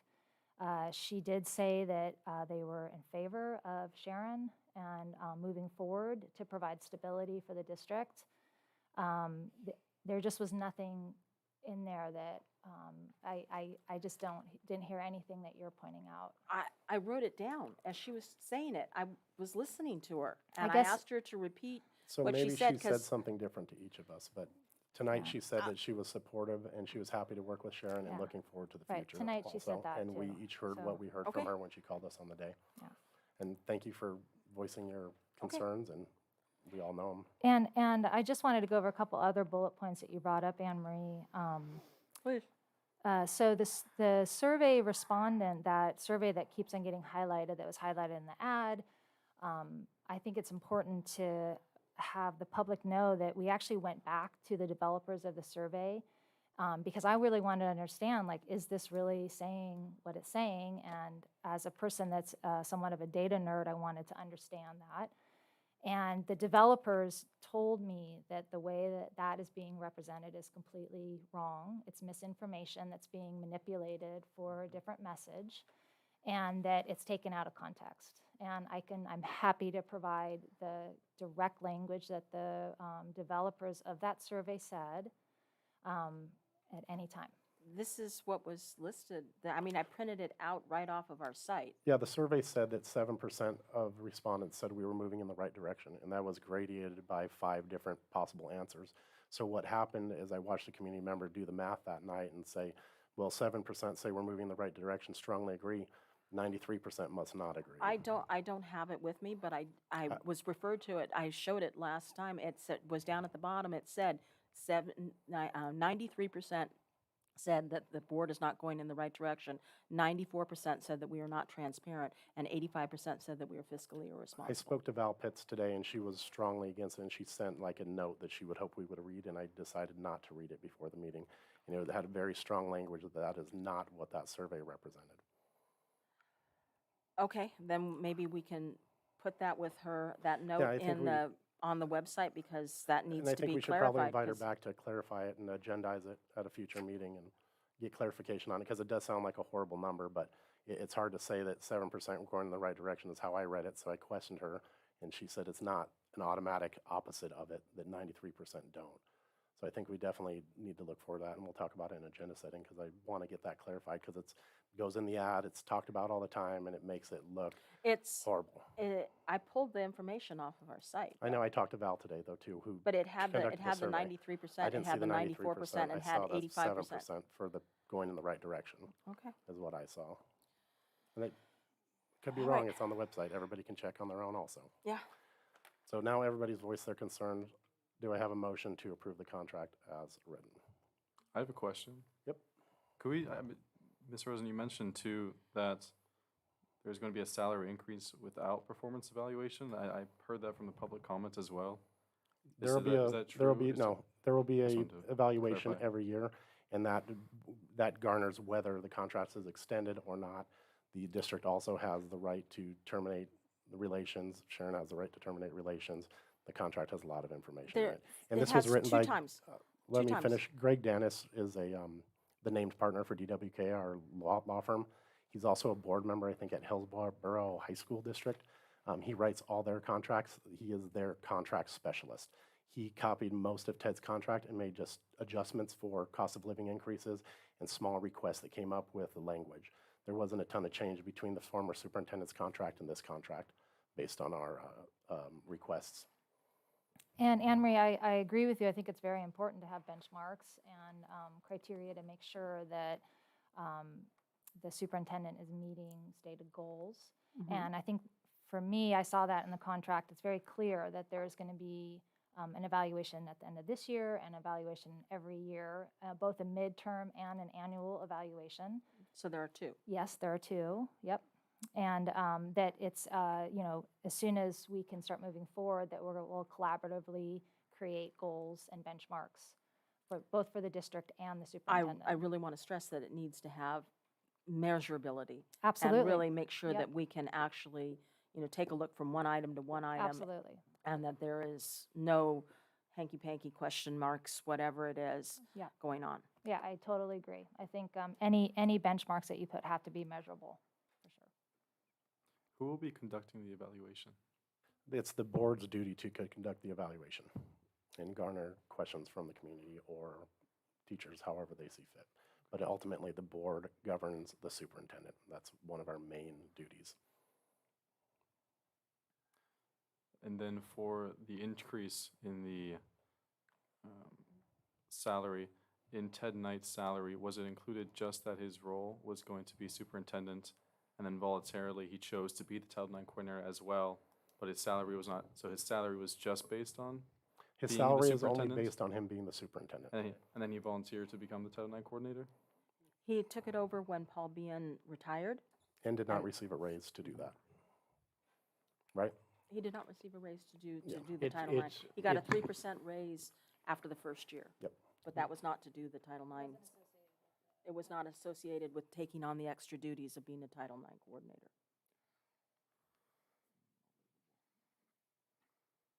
We hire a superintendent. We don't hire a bifurcated person that, you are going to be a Title IX coordinator, you're going to be in charge of this, you're going to be in charge of that, and that.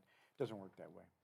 It works with the strengths of the superintendent that you're hiring and what they decide they want to do. That's how it works. The board has no input until they hear the goals and objectives of that particular superintendent through the interview process. But nobody is adding a title to their own title. I've never seen it done, and it doesn't work, as I explained earlier.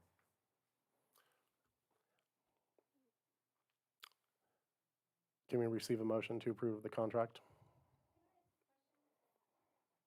Public comments passed.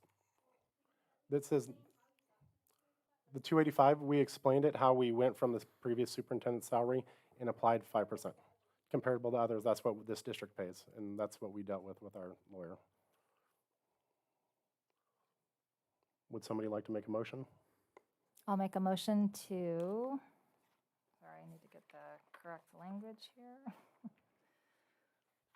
Where is it? To move forward with the contract as presented. Can I ask one more question? Out of curiosity, do we have on hand the salaries for surrounding districts? Monterey? No, we don't. PG. And not all districts are basic aid districts like ours, and not all districts pay their teachers the same as we pay our teachers either. Didn't Rita just say what Pacific Grove was? She Which is did for another basic- superintendents, but that's, and I Actually, don't I believe think that to that's be correct. incorrect. Yeah, I actually talked to some board members in PG. Okay. Okay.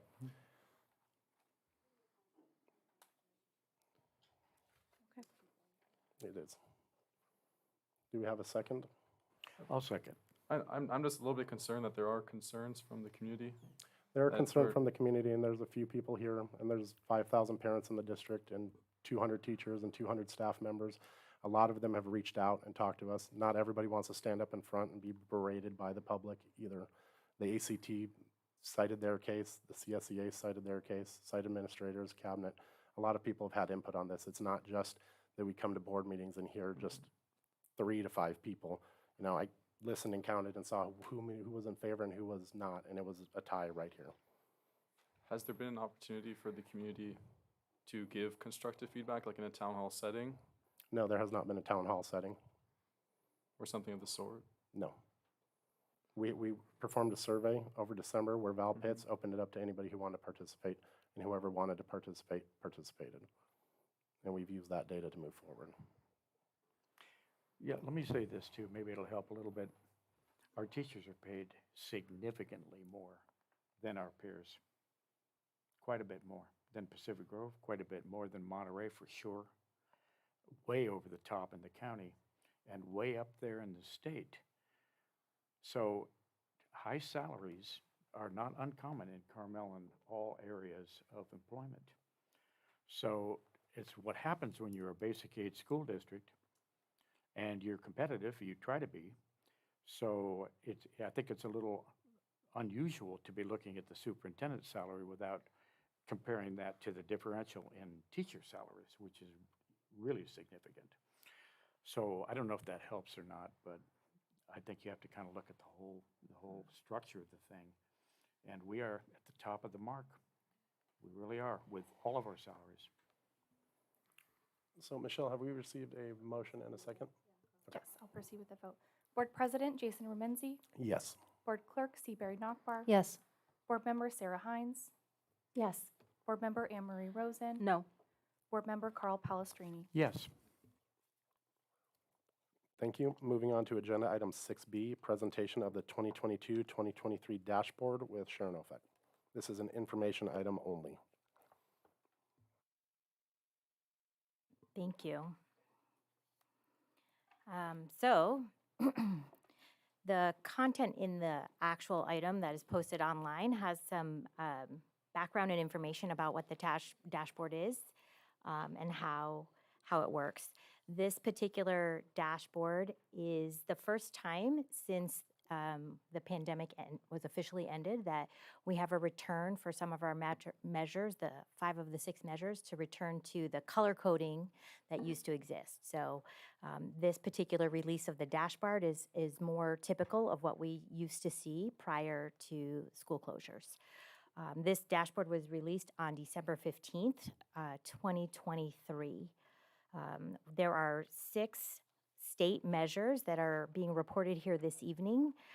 They are academic performance in math and ELA, chronic absenteeism, which does not include information or data from high school. That's not how the CDE reports that information. It does not include high school. College and career readiness, English learner progress, high school graduation rates, and suspension rates. So the information provided this evening will be for the entire district. Every school has their own ability to look at their own specific site data as well. In our particular instance, some of our sites don't have enough students in student subgroups that, or student groups that allow for public reporting of the data. So for us here this evening, I want to just really emphasize we're reporting out the information in the aggregate. I also want to share that anyone can go to the website of California School Dashboard and play around. There's endless reports you can look at. You can look at the whole district. You can look at a specific site. You can look at a specific student group. There's any number of ways that you can look at it. So again, this is a high-level overview of our performance in this dashboard. The dashboard is comparing ourselves to ourselves, which is a good thing because that's a way that we can see if we're making progress, staying the same, or declining. So I need the little clicker. Our first, thank you. Thank you so much. So our first slide shows the high-level overview with the color coding based on student groups. So it's the left side is the student groups, and the bottom is the measure or the metric from the CDE. We want a dashboard that has as much green and blue as possible. We want to try and avoid red. As you can see, we have 3 red boxes under the category of chronic absenteeism. Most specifically, the chronic absenteeism is most pervasive with our English learner students, socioeconomically disadvantaged students, and our white students. So as a result, we in our next and upcoming LCAP are required now to have actions associated with chronic absenteeism for any category that is any student group in any measure that is red. So that's why I'm highlighting that right now with our big district-wide overview.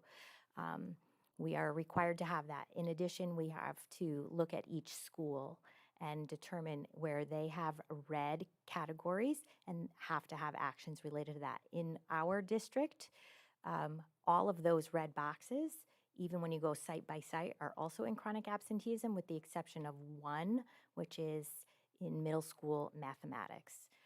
So those will be required aspects and elements to be incorporated into our upcoming LCAP. So, this is the very big high-level overview, however. This is the ELA information, the language arts standards. The middle line where it says 0 is meeting the standard. So anything above it is obviously exceeding the standard, and anything below it is not. The different colors are the percent, the difference from standard. The color coding is connected to how much we improved or declined. So we don't have any red here.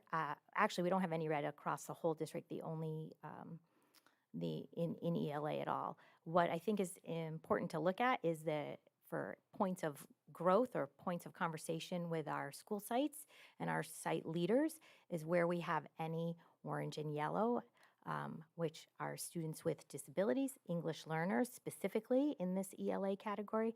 And then, of course, we want to look at that socioeconomically disadvantaged. Although it's not a large number, it would be great if we can improve in that area as well. With math, we have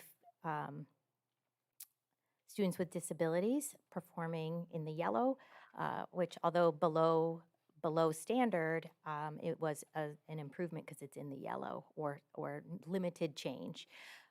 English learners, socioeconomically disadvantaged students, and Hispanic students also are performing below standard compared to ourselves in the previous year. And as I shared a minute ago, our middle school specifically will have to have some goals around middle school mathematics for actions in our LCAP. And one thing I will share is, actually I'll go back and share for ELA, the state overall, the whole state of California overall is performing about 13.6 points below standard. Carmel Unified overall scores 52.9 points above standard in the ELA. For math, the state, if we want to have a comparison to the state performs overall 49.1 points below standard, and Carmel Unified School District is 20.9 points above standard. So that is good. What the number was for the ELA for the state? It was Sure. negative It was 13.6 points below. 13.6 points. Thank you. And Carmel Unified 52.9 above. These are holistic numbers, but so that's math. Then we have the English language progress. This is based on the LPAC, which is a different assessment than the CASP testing, but the state English learners are about 48.7% of them are making progress across the state, and within Carmel Unified, 53.1% are making progress. So this is good. We can always improve, but this is a good number, and we definitely want to look at that, however, because we want to make sure that our students are receiving the services they need for English language acquisition. We want them to improve and be reclassified and become proficient English learners. Chronic absenteeism, which is our area of greatest need at this point, is an interesting metric here in terms of comparison to the state. That 24.3% of the state has chronic absenteeism, and in Carmel Unified is 19.1, so much closer to the state norm. It is definitely a challenge. I was asked potentially why this could be, and this certainly was a conversation point at one of our recent administrative council meetings around what can we do as a district, what can you do from your sites, what can we do as a district in terms of establishing some goals that are attainable here. And one of the issues is that we have a lot of families, this was raised in the conversation, we have a lot of families who do go on vacation during the school year or extend a vacation that we have into the return of school or the prior, depart a week early, come back a week later. That was an anecdotal conversation or comment that was made that led to a conversation about what we can do around that. And then we certainly have concerns around our outerline communities sometimes having issues with getting to school, in particular like last week with the storm and the roads, and figuring out what can we do to support our students in that way. And those instances are probably less frequent, but on the minds and of our site leaders as we're having the conversations about what can we do and what strategies can we employ to improve this data. The next metric or measure is graduation rate. The statewide graduation rate is 86.4%, and Carmel Unified is 98.3%. So that is What was the state again? 86.4. And Sharon, it might be useful to point out the gray, why some are gray. So the gray ones are where the the end size of the students are not a large enough number to necessarily have a color according to the dashboard. So that has to do with the end size of the student group.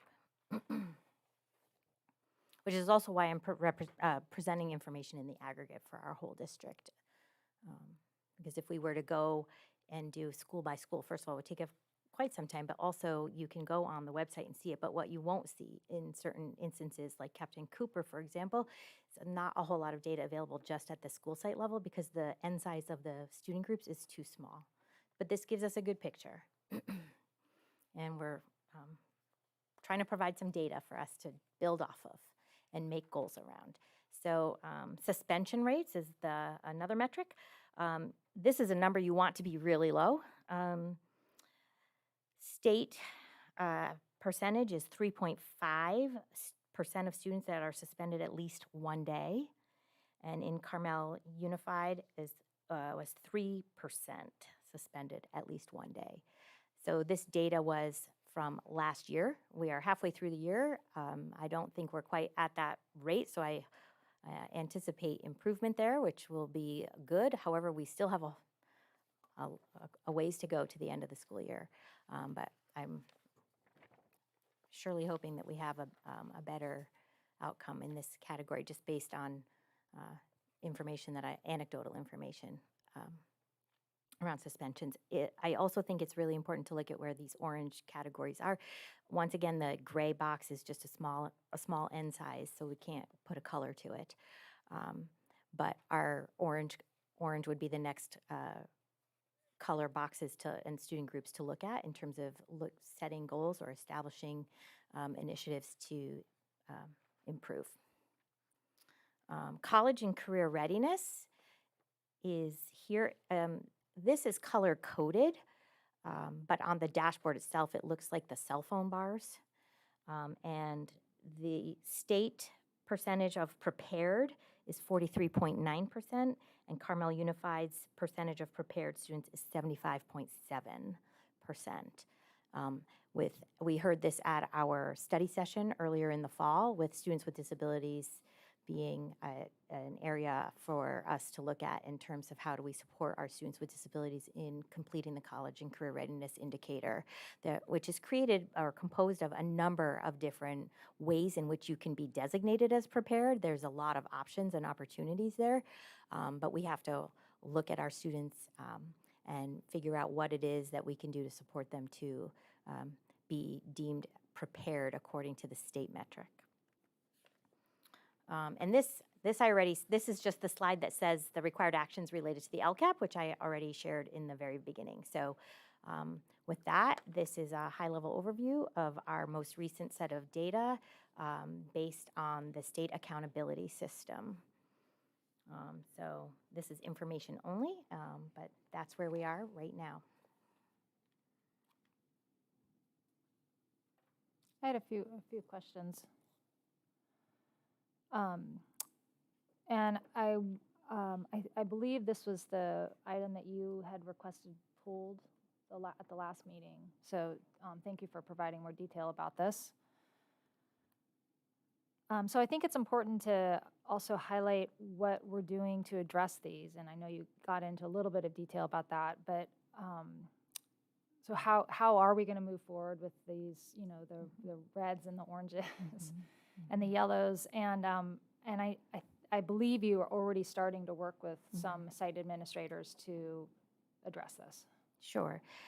I think what I'm hearing is, how are we addressing this? So we have already had, so the dashboard was released just the week we were going on winter break, but we have administrative council meetings, which are all of the district leadership team, and we have had both in January and our February meetings had conversations around data and looking at how we can delve into the data to determine and establish some goals for us to work towards. And then sites have also started to use this information and this data to share with their staff. Depending on the site, I say that because our secondary schools have less benchmark data than our elementary schools, just by the nature of the way the two levels work.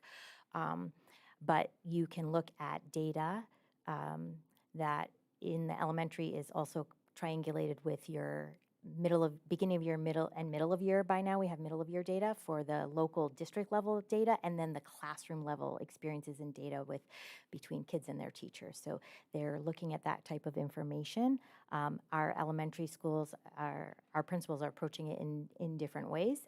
So we're lucky that we have schools that are a great size where you can go kid by kid in many instances and determine who needs intervention, response to RTI strategies and intervention support, and make sure students are receiving that kind of resource available to them. So it depends on the level. The high school, I know, also has had at least a staff meeting and then some additional meetings around looking at the dashboard and looking at data that's going to be incorporated into their WASC review and evaluation as well. They have to gather a ton of data for that. So they have a WASC coordinator who's working on that information. So they're definitely starting these conversations at the site level with their teachers as well, simultaneously to us having that conversation at the district level in principals meetings and in AC meetings. Now, what are the benchmark goals for the areas that clearly we need to work on?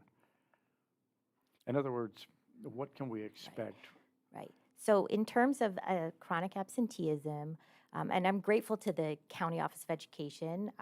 We have an amazing data team there that is very helpful and supportive. But they were able to calculate for us how many students would need to improve their attendance in order for us to move from red to orange. And that data was shared with our site teams, and that helps us to start to work towards developing a goal for what strategies we can use, what actions can we take in order to improve.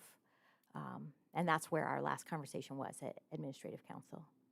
And finally, for me, is it collective? In other words, what we're doing at the elementary, middle, and high school, is it foundational? It's both, actually. We have to have anything that's red. We have to have an action around.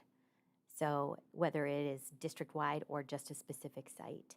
So for example, I shared earlier that just the middle school math was red. So only the middle school math has to have an action around that, but it doesn't mean that that we can't create actions for other levels too. And in fact, we have a lot of goals and objectives with math. We have a brand new elementary, middle school curriculum that comes with a benchmark assessment for beginning of year, middle of year, end of year. And teachers actually have collaboration days where they review that data and then look at power standards and how to address that. Improvement for their students. They're working with their RTI teams at their sites. So there's any number of different ways we can look at making those types of improvements. And so the middle school could potentially also pull that data from the fifth graders into their system for the incoming sixth graders and have a better sense of where their incoming students are coming from. So this is why we have these conversations as a leadership team and are working on developing some goals with associated actions.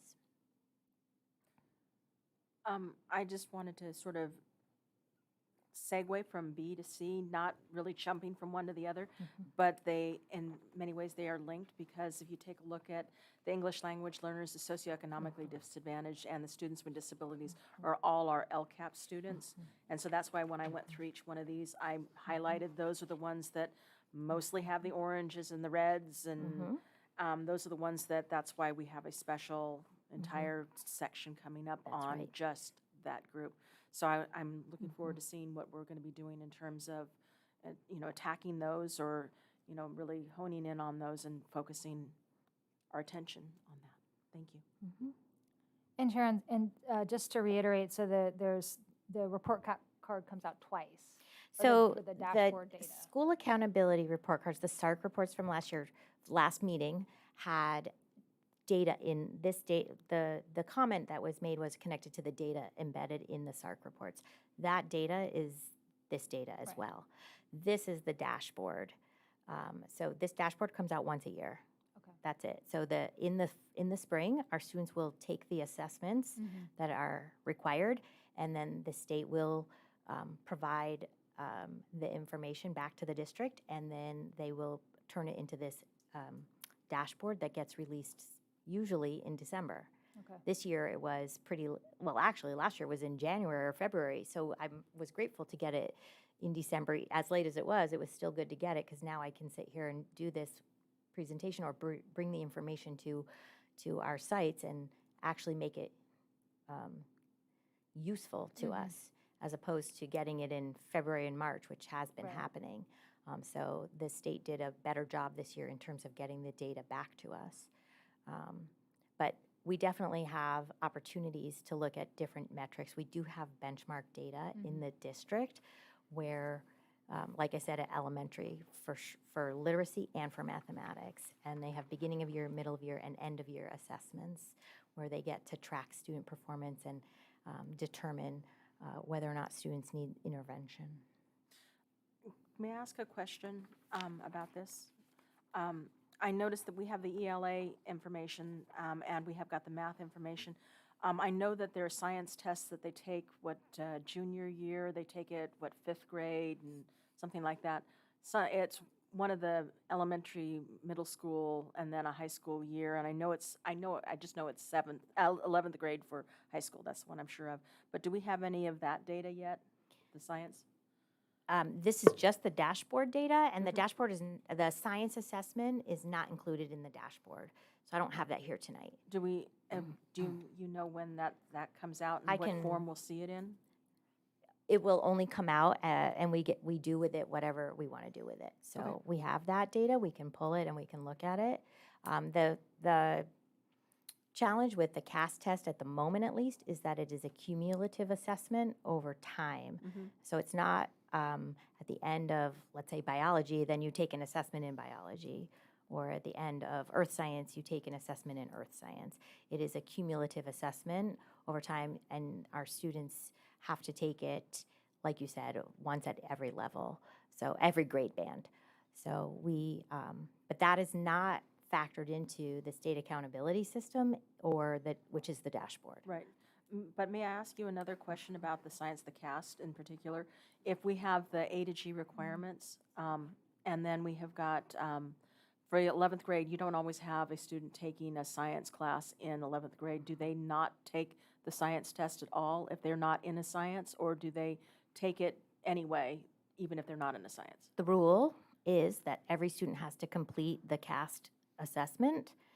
We administer in 11th grade, and then again, we pull or capture all the kids who didn't take it in 11th grade in 12th grade. So it could be that's how the majority of school districts do it, because it's cumulative and we Right. want our kids to complete the courses. If we do it in our sophomore year, it doesn't make sense to do that. They haven't completed enough science. Right, but I was just thinking, some of them, if they took a science freshman and sophomore year, and then they took the test at the end of junior year, you've got almost a year since they've seen science. If they take it their 12th grade year, it's been almost 2 years since they've seen science, unless they happen to be really rigorous in their science. So that could actually affect our scores. Some of it has to be the curriculum itself, especially at the high school and middle school level. I'm looking at the high school.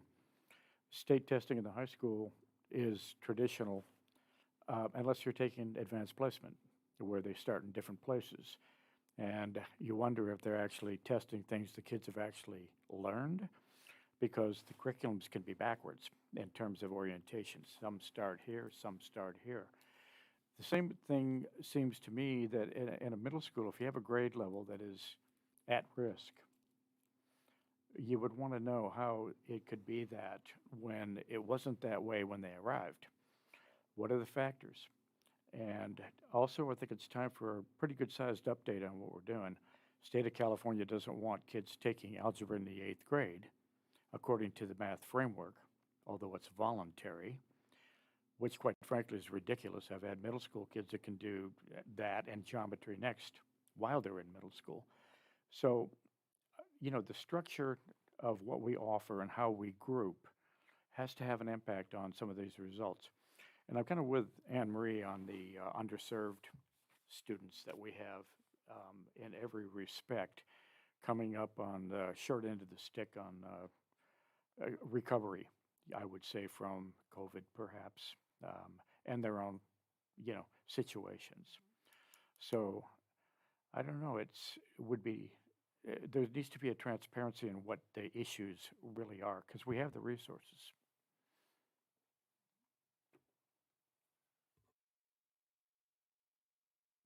I have a question about college career readiness. On hand, do we know the state average for students with disabilities? 'Cause I know that we're at 30.3%, it says here. Do we know the state average? I don't have the state averages broken down by student group, Okay. just the overall. I have one more question about suspension. I noticed that in most categories we're notably higher. In the beginning, you mentioned that the state average for English language and math were almost 40% above. At least for both of those, we're more than 60% above for ELA, and actually the same for 40%, 40 points above for math. And for suspension, you mentioned the state average was 3.5, and we're at 3. Is that normal for us to be in that area, or is it slightly worse, or is it what has it been in past years for us? So this is the first time the dashboard's come out in this way since the pandemic when no one was suspended. So it's hard to be able to do any comparison. This is the first opportunity we have to have that change year over year. So the fact that we're orange means we declined from anything that's orange means we declined from previous year. If it's yellow, we maintained. If it's blue or green, we probably improved. So it depends, and you can go site by site, and you can see where things are. I know for a fact that a lot of districts definitely were struggling with suspension rates coming back from the pandemic, just based on returning to structure of school. So it's definitely, when we look at ourselves, though, we have room for growth and improvement for sure. Okay, thank you. Mm-hmm. Can we move on to the next item? Yep, looks like it. All right, next item, agenda item 6C, mid-year update to the 2023-24 Local Control and Accountability Plan, abbreviated as LCAP, with Sharon Ofek. All right, so we had legislation passed this year that requires a mid-year update. The mid-year update, there's the Senate bill. That's the trailer bill that it was included in. That's the information that was required by every school to complete a mid-year update by February 28th, which means we're squarely right in the perfect time to do this. We have requirements, and the requirements are not, at least in this particular year, the requirements from the CDE are to provide outcome data related to the metrics identified in your own LCAP, and to provide the expenditure update, like here's how much we said we were going to spend, here's how much we are spending. There's no required template. There's no requirement for a board to adopt this, so this is, again, for information only. I have here what the LCAP is, and we just went through this, these 6 metrics on the dashboard, but the LCAP really is a 3-year cycle of goal setting and action development for a 3-year cycle of improvement, specifically related to unduplicated pupils. And we need to be able to provide services that meet the local needs of our students, and that's what the LCAP is for. in this LCAP is currently in its 3rd year. So this is about our current LCAP. This is goal 1, all students engage in challenging, innovative, and relevant learning experiences to prepare them for college, career, and global citizenship. Under that particular goal, we have 8 actions. The 8, I just popped those into the presentation as a high-level reminder for people who are interested in learning or looking at this mid-year update. But the common assessments for instruction and intervention, responses to intervention, staffing, math instructional leadership team, which we were highly engaged in the beginning, and then this particular year now not so much because the pilot team and implementation team did their work. So that has been discontinued for this year. K-8 summer program for low-income students, extended learning programming, special education math intervention, EL supports, and part-time community liaisons. Some of these items I want to point out when you go for a deeper dive into them are things that happen in the summertime. So when you see the total dollar amount at the end, you have to understand like it's the money isn't all spent equitably across the 10 months of that academic year. Goal 2 is really around mental health and wellness. All students will achieve personal wellness through supportive and engaging school environments that foster health, happiness, and collaboration between our schools and families. There are 4 actions here. Wellness and social emotional programs and supports, SEL screeners, mental health services, and outreach prevention and education coordinator, where we're working with creating some resources available to kids around how to get support that they need.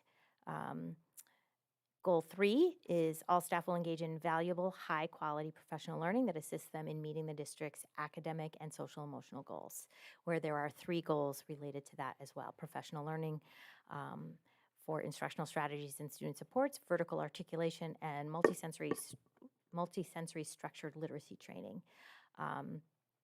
So those are the high-level overview of a reminder of what our goals and actions are.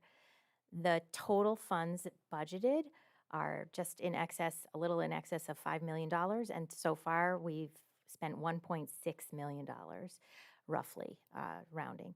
So, like I said, however, some of these actions are connected to work that happens in the summertime, in that June time period, like our Summer Institute for our staff or professional learning that happens. This is as of December 31st as well, because this is where the business office was able to get in preparation for this presentation, to get a good, clean number for us. So we'll see additional expenses come through, and by the end of the year when we present the update on this LCAP and present the new LCAP, we will have the accurate data.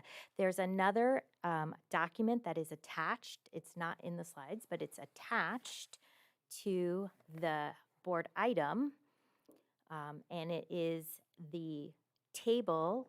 There it is. Thank you. That is the table of all of the metrics in each of those goals. And for those who are looking at the screen, and it's kind of tiny, but each of those goals the data is provided. If it's green, it means that we were able to update it and provide it.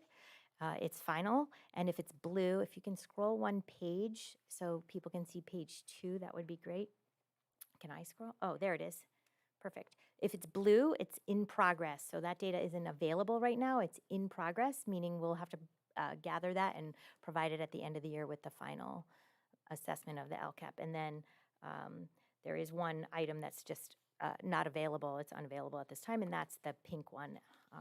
So that brings us to the end of this mid-year update. We're making progress on implementing the items that we said we would do, the actions we said we would do, and the expenditures are presented and the data was collected. So that's where we are. Just a quick question on the budgeted amount. How is that determined? In terms of, do you collectively decide on the activities moving forward and what they might cost expense-wise? And is that an absolute number, the big number, not what we've spent? Or is it flexible in terms of need? There's a formula and a requirement for what's called increased and improved services that we have to meet every year, and that number changes based on our budget. And then we add information, we add expenditures based on the actions we determine that are going to meet the needs that we say we need to address. So it's a combination of what we're required to spend, but I think we're only required to spend something like $1.6 million, and we're spending $5 million plus. So that's the amount isn't the issue here for Carmel Unified in terms of the money we're spending, but it's the actions. And so as we look to the beginnings of a new LCAP 3-year cycle, we want to take the data I just presented and share it with the community and solicit input around what they think we can do. We want to, and that data is, by the way, also partly included in these metrics as well. So it's a lot of the same information, but we want to be able to bring that information, and then we need to talk about, are these actions working or are they not working? If they're not working, what can we substitute in its place? Is the amount that you said that's required, is that based on our own data? Or It's is that based on our own unduplicated pupil And so count. do we set that amount required, or does the state? The state, it's a formula. It's a formula. Okay, and so all of this is on the website, I assume? Yes. Is that correct? Well, this presentation is on our board docs. The actual LCAP is on our district website. Okay. For the last several years. I have a couple of questions, if you don't mind. The LCAP, it says one of the main portions in the second, fourth slide, I guess.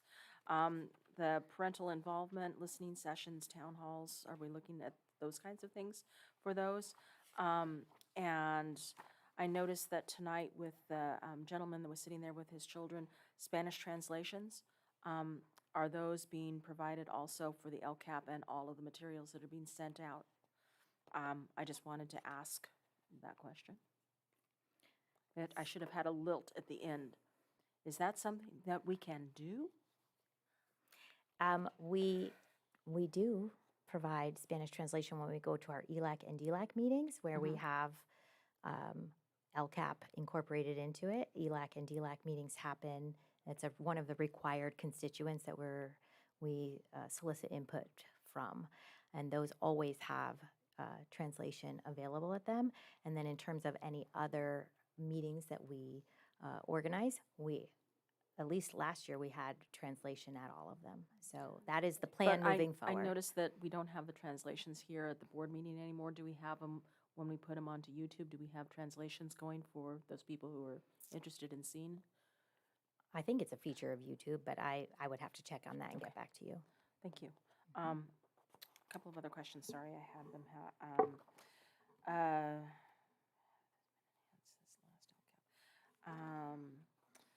In terms of LCAP Goal 2, to measure success for the second goal, I mean, this looks a lot of like health and happiness. I mean, health is fairly measurable, but happiness, how are we measuring happiness? I was just curious as to how we measure that. And do we have systems in place to attend to these goals already? And I was just wondering what they were. I can jump through one question after another, or I can do them all at once, or I can do them one after another. The systems that are the goals, those actions were created 3 years ago, and they're in the 100+ page LCAP, and that is partly connected to our wellness centers. If I don't have I didn't bring a printout of it. I certainly can pull it up, but I believe that those, if from memory, are really those goals and action. This goal and the actions under this goal are really largely connected to the wellness centers and providing support, counseling support at every level. But we can pull that up. Thank you. And confirm. Goal 3. The LCAP is specific to certain groups of students. How will the performance of the entire school and the LCAP populations be separated so that a true snapshot of the LCAP success can be ascertained. Can you repeat that? The LCAP is specific to certain groups. Mm-hmm. EL, English language learners, socioeconomic, and SPED. How will the performance of the entire school and the LCAP populations be separated so that the true snapshot of the LCAP success can be ascertained? So I think that's connected to the different actions Mhm. and whether who is being targeted by those actions. What is that accomplishing? And for the LCAP, you can have actions that address the entire student population as well, as long as you are looking at the student groups that are prioritized by the LCAP. Those student groups matter. So the reality, we talked about this, I believe, in June when we approved the LCAP with, for example, the survey tool that was created for this three-year round of implementation didn't have a feature that allows disaggregation of that data, which is why there Right. was that caveat written in that says that this survey is for the whole group. So that's an area for growth for the next LCAP. Okay. Has And to that's why I was happen. asking 31 pages of data, and I was like, there's no way to disaggregate this Right, data. but that's the LCAP that we have. The joys and so wonders the of new LCAP. the new one can be new and improved. Excellent. What is for goal action 3, number 3, the multisensory structure literacy training? That's well, the district had elementary teachers trained in what's called Orton Gillingham. It's a multisensory literacy program that helps kids learn how to read. And the idea is to maintain that and to expand it into the upper grades. Okay. So And it's a science of reading approach, not a whole language approach. Okay. And my last question you already answered. Thank you. And I had just one question. Under Goal 1, Action 8, there's the part-time community liaison. Can you provide a little more detail about that? Sure. So that's a part-time community liaison. We have someone who is bilingual and who is working with our Big Sur and Kashawa communities.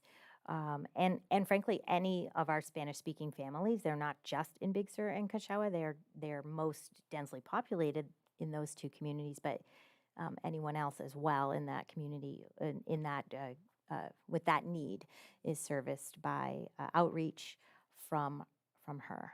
And she's organizes meetings. She does some parent education. She provides connections with families that then help them to find the resources they need.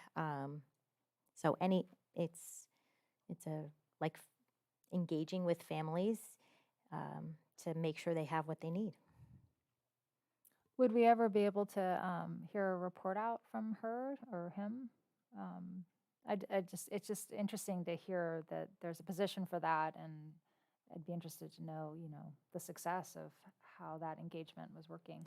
Well, we can certainly bring it to agenda setting and look at the meeting calendar and see where we want to put something. I mean, just like the data requests, any request, we can bring it and look at it.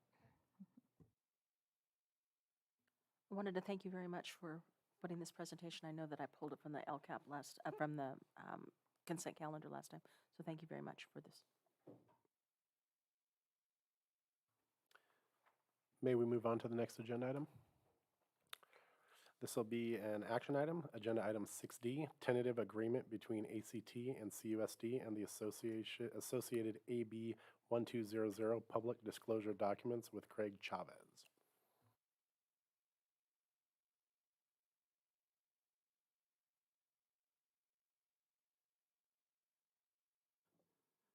Thank you. I could definitely project, but I'd rather do this so everybody can hear. So in regards to the tentative agreement between ACT and CUSD, there were two areas that were agreed upon. One, Article 2, salary and wages. That was for a one-time off-schedule payment in the amount of $2,000 per employee. And Article 6, leaves, which increases the number of paid days off for bereavement to 5.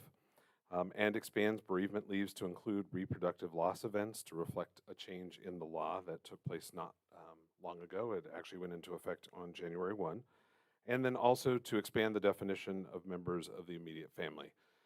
Just to make sure that you're all aware, bereavement leave in kind of school is covered by Government Code 12945.7, and the reproductive loss event is covered in Government Code 12945.6.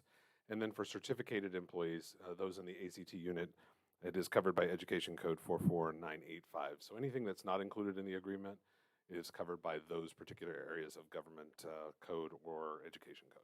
So the agreement is before you for your approval, and the total cost as it relates to our certificated bargaining unit is $444,713.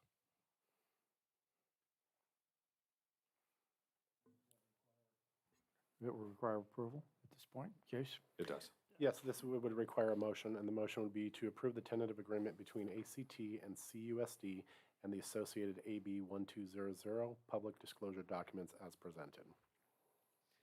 So moved. And second. Board President Jason Remenzi, Yes. Board Clerk Seabury Nockbar, Yes. Board Member Sarah Hines. Yes. Board Member Anne Marie Rosen. Yes. Board Member Carl Palestrini. Yes. Next item, 6E, tentative agreement between CSEA and its Chapter 190 and CUSD and the associated AB 1200 public disclosure documents. Still with Craig. Yes, so the only information that's different with regards to this particular item is, one, the articles in the contract, because it is a different collective bargaining agreement for CSEA. It is Article 6, salary and wages, and Article 12, leaves. The contents of the agreement are similar, and the only other thing that would be different here is the codes that are applied when it isn't in the contract. And for classified employees, it's actually Education Code 45194 instead of 44985. There are two different codes for certificated and classified employees. Just thought I would share that with you. Oh, and I apologize, Jason. The cost, $447,845 for our classified employees. Thank you. And could I receive a motion to approve a tentative agreement between CSEA and its Chapter 190 and CUSD and the associated AB 1200 public disclosure documents as presented? So moved. And second. Board President Jason Remenzi, Yes. Board Clerk Seabury Nockbar, Yes. Board Member Sarah Hines. Yes. Board Member Anne Marie Rosen. Yes. Board Member Carl Palestrini. Yes. On to agenda item 6F, one-time off-schedule payment and bereavement leave update for non-represented employees for 2023/24. Still with Craig. And as has been the practice by the CUSD board in the past, what we have done for our two bargaining units has been extended to our unrepresented employees. So this would also apply a $2,000 one-time off-schedule payment, and also the same access to leaves as it relates to bereavement for our unrepresented employees. And the cost for this group is $68,218. Can I receive a motion to approve the one-time off-schedule payment and updates to bereavement leave for non-represented employees for the 2023-24 as presented? So moved. And second. Board President Jason Remenzi, Yes. Board Clerk Seabury Nockbar, Yes. Board Member Sarah Hines. Yes. Board Member Anne Marie Rosen. Yes. Board Member Carl Palestrini. Yes. Agenda item 6G, resolution number 24-02, authorization to establish a trust account in the Carmel High School ASB for the purpose of fundraising on the behalf of Monterey County Kids Now program, presented by Yvonne Perez. Yes. This is the 9th year of the fundraiser, more commonly known as the Empty Bowls and Bread event. The resolution is necessary because ASB accounts are very regulated, and I'm not kidding, the book's about this big, and must be used for the benefit of students. So the fundraiser will provide a donation to the food bank of Monterey County Kids Know program, and so we are recommending approval of this resolution for the event. Can I receive a motion to approve by a roll call vote resolution number 24-02, authorizing fundraising activity and establishing of trust account as presented? So moved. Second. Board President Jason Remenzi. Yes. Board Clerk Seabury Nockbar. Yes. Board Member Sarah Hines. Yes. Board Member Anne Marie Rosen. Yes. Board Member Carl Palestrini. Yeah, Marcus says it's a good deal, so yes. Agenda item 6H, purchase and sale agreement with County of Monterey for Robinson Barn, presented by Yvonne Perez. Yes, tonight there is an agreement before you between the County of Monterey and Carmel Unified School District for the purchase of the Robinson Canyon Barn property for $100,000 by the county. The sale of the school-owned surplus property is regulated by 3 different Ed Code and also Government Code 65402. The path to this agreement has been diligent and thorough. Back in March, almost a year ago, the CUSD board authorized staff to send out priority notices to public entities as required by law. And this signaled our intent to sell the property. In response, the County of Monterey stepped forward with a strong expression of interest. We also had interest from private individuals and businesses and a nonprofit indicating an interest in preserving the building. We are aware that the county is also interested in preserving the building due to its historical significance in the community. In Section 4 of the agreement, there is language related to the contingency period that states that plans for relocation, renovation, and caretaking of the building, execution of a letter of intent between county and a partnering third party, agency, organization, or company to manage and fund the relocation, renovation, and caretaking of the building. So we know that the county is in conversation with one of those organizations. Following this, CUSD staff engaged in negotiation with authorized personnel from the county, and it resulted in the finalized agreement you have before you today. It's important to highlight that the County Board of Supervisors has already given their stamp of approval, which was given on January 30th, 2024. The agreement includes a 45-day assessment period, followed by a 45-day contingency period. And after that, if everything goes well, escrow would close approximately 30 days thereafter. So also attached is the draft grant deed that would be filed upon close of escrow. So I will stand for questions and then recommend approval of the agreement. Are there any questions? I just wanted to say thank you. I know you worked very hard to push this through to the end, and I appreciate all your hard work on this, you and your team. Yeah. Thank you. Yeah, Sharon was a big part of this too. I've got a comment too. Of course, that old barn is pretty dear to Carl because it's about as old as I am, 1890s. And it's one of the few landmarks left in our area. So it's kind of a bit heart-wrenching. District's doing the right thing. I mean, it's fallen apart. It can't be maintained. It serves no purpose, doesn't have an access. I could go on and on and on. So personally, I will continue with Carmel Valley History Society and the CVA Carmel Valley Association to try to find a place for it somewhere. I wanted to thank you very much for this. You know that that barn is very special to me. Can you tell me what the price was again? $100,000. Just $100,000. Even. Okay. Thank you very much. Thank you for all your hard work on this. I appreciate it. Thank you. Yes, thank you, Yvonne. Can I receive a motion to approve the agreement for purchase of sale of real property and joint escrow instructions with the County of Monterey for the sale of the Robinson Barn property? So moved. I'll second. Board President Jason Remenzi. Yes. Board Clerk Seabury Nachbar. Yes. Board Member Sarah Hines. Yes. Board Member Anne Marie Rosen. Yes. Board Member Carl Palestrini. Yes. Agenda item 6I, Child Development Programs Proposed 2024-25 Fee Schedule, presented by Yvonne Perez. Yes, you have before you the proposed fee schedule for our child development programs for the 24-25 program year. The program costs are mostly related to cost of salaries, and the cost of operation increases each year due to increases in salaries and benefits and cost of goods and services. So Laura Dunn is the senior director of that program, and as you know, she runs a high quality program. It's very well respected. And she always, each year, provides a comparison of tuition rates with the other child development programs for your review and information. The comparison indicates that our tuition rates are in line with other programs in our community. So Laura Dunn is here tonight to answer any questions that you might have about her program, But pending your questions, the attached fee schedule includes a 5% increase in fees effective for the 24-25 program year and is recommended for approval. If there's no questions, can I receive a motion to approve by a roll call vote the proposed Child Development 2024-25 fee schedule as presented? So moved. Second. Board President Jason Remenzi, Yes. Board Clerk Seabury Nockbar, Yes. Board Member Sarah Hines, Yes. Board Member Anne-Marie Rosen, Yes. Board Member Carl Palestrini. Yes. Thank you. Agenda item 6J, California School Boards Association 2024 Delegate Assembly Election, presented by Sharon Ofek.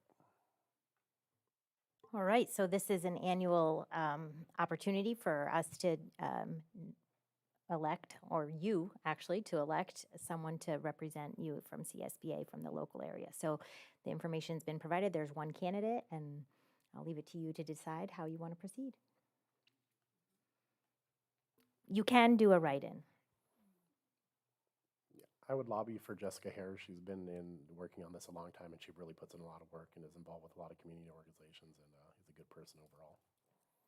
And also Carmel alumni. Oh.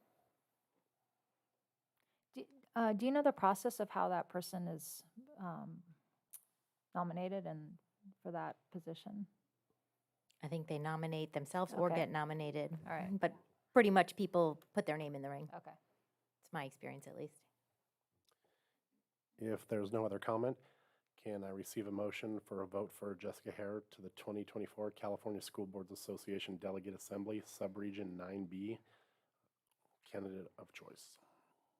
So moved. Second. Board President Jason Remenzi, Yes. Board Clerk Seabury Nockbar, Yes. Board Member Sarah Hines, Yes. Board Member Anne-Marie Rosen, Yes. Board Member Carl Palestrini. Yes. Next, we will move on to item 7, board operations. These are routine status updates regarding campus activities, meetings, schedules, conferences, and meetings attended, and recent developments from the Board of Education. Can we start with Carl? Well, it's been interesting, this process and where we are with things. The ad was mentioned in the Pine Cone, and it's unbelievable to me that some of the things stated in there. Number one, the CUSD board has admitted to making mistakes in hiring and firing of superintendents. The board has paid out over $1 million to previous superintendents to go away. Well, here's the truth. The board has never admitted to making mistakes in the hiring and firing of superintendents, because I did as a single board member at an open meeting. I followed that with, I've been here the longest, blame me, not them. Just get it right.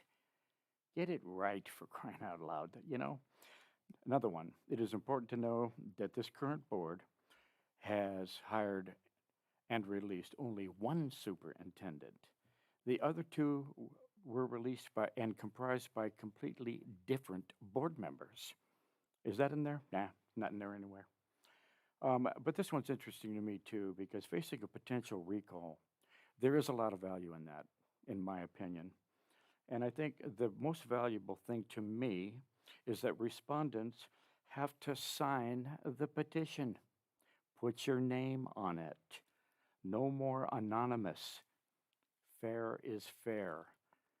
This anonymous thing is beyond belief, because that's what I hear in the community. Who are they? Well, we know who some of them are, the ones that have the courage to come in and speak personally. That I appreciate. But if you're going to do a recall, folks, put your name on there. Let's just see who's up for that. Anne-Marie?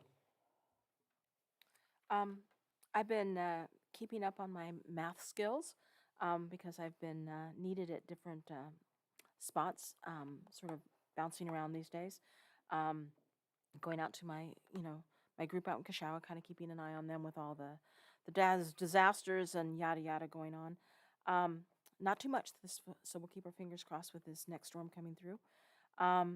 I've got some SPED students that they've needed my help, so they asked me if I could stop in, and makes me feel good to kind of touch base again with kids. CTE, Career Tech Ed, has a awards, and I'm just going to put it out there so camera in there. 5 grand prize winners for Communications Award, Technology and Productivity Award, Greater Goods Award, Creativity and Innovation Award, and Research Award.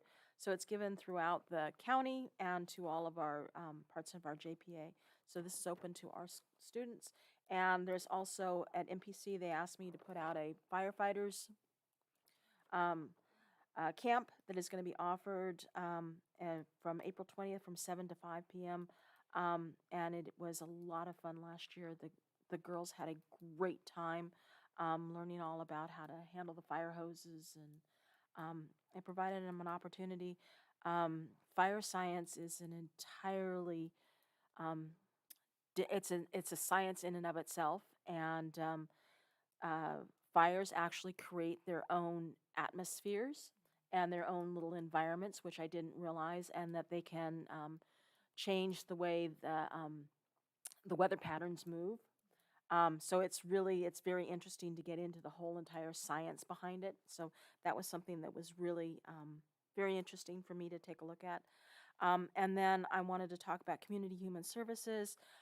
They've had tours of their different sites that they have, but they had the company called Pallet come out, which provides temporary homes for homeless people. They can stay for up to 3 months, and then they sort of need to revamp them. But it has, a bed, desk, shower, complete bathroom facilities in there. And what I have found out about homeless people from being associated with this group is that it's necessary to have someplace where you can lock the door. You can just put your stuff somewhere, and you can lock the door, and you can actually put your head down and not worry about your stuff not being there or being out in the elements. And it's something that provides a great opportunity for them. So they're at a discounted rate. They're out of Seattle, and they're going around and doing different road shows. The county of Monterey was looking at purchasing some of them for homeless people to just look at for temporary shelters. They're also looking at for more long-term kind of group housing together. So I thought that was very spiffy. And they're also, Community Human Services, looking at expanding down the Salinas Valley. So that's going to be their next thing. I also wanted to make a play for anybody who's out there. Dr. Lee Preitzel, I believe is Pritzel. And he's going to be tomorrow for 4 hours and Friday for 4 hours. And it's the school board playbook. And it seems like it's going to be a lot of fun. I look forward to it. Thank you. Sarah? I have no update this evening. Thank you. Seabury? I have just a few updates. A couple weeks ago, Anne Marie and I participated in a listening session at the high school, and there were many staff and teachers that showed up, and we were there for maybe a couple hours, I would say. An hour. Yeah. Okay. And maybe it felt a little longer than that. It did feel like a little bit longer than that. Yeah. But I appreciated the opportunity to just sit and listen and hear, how the staff and the teachers are feeling. In addition to that, last week I visited MOT, and with Dan Paul's help, he led me around, and I was able to visit the offices and talk to the head of, the bus driving and the landscaping and the locksmith. And I happened to be there right at lunchtime, and there was a big plate of ribs that I was welcome to participate in, and enjoyed that opportunity to do that.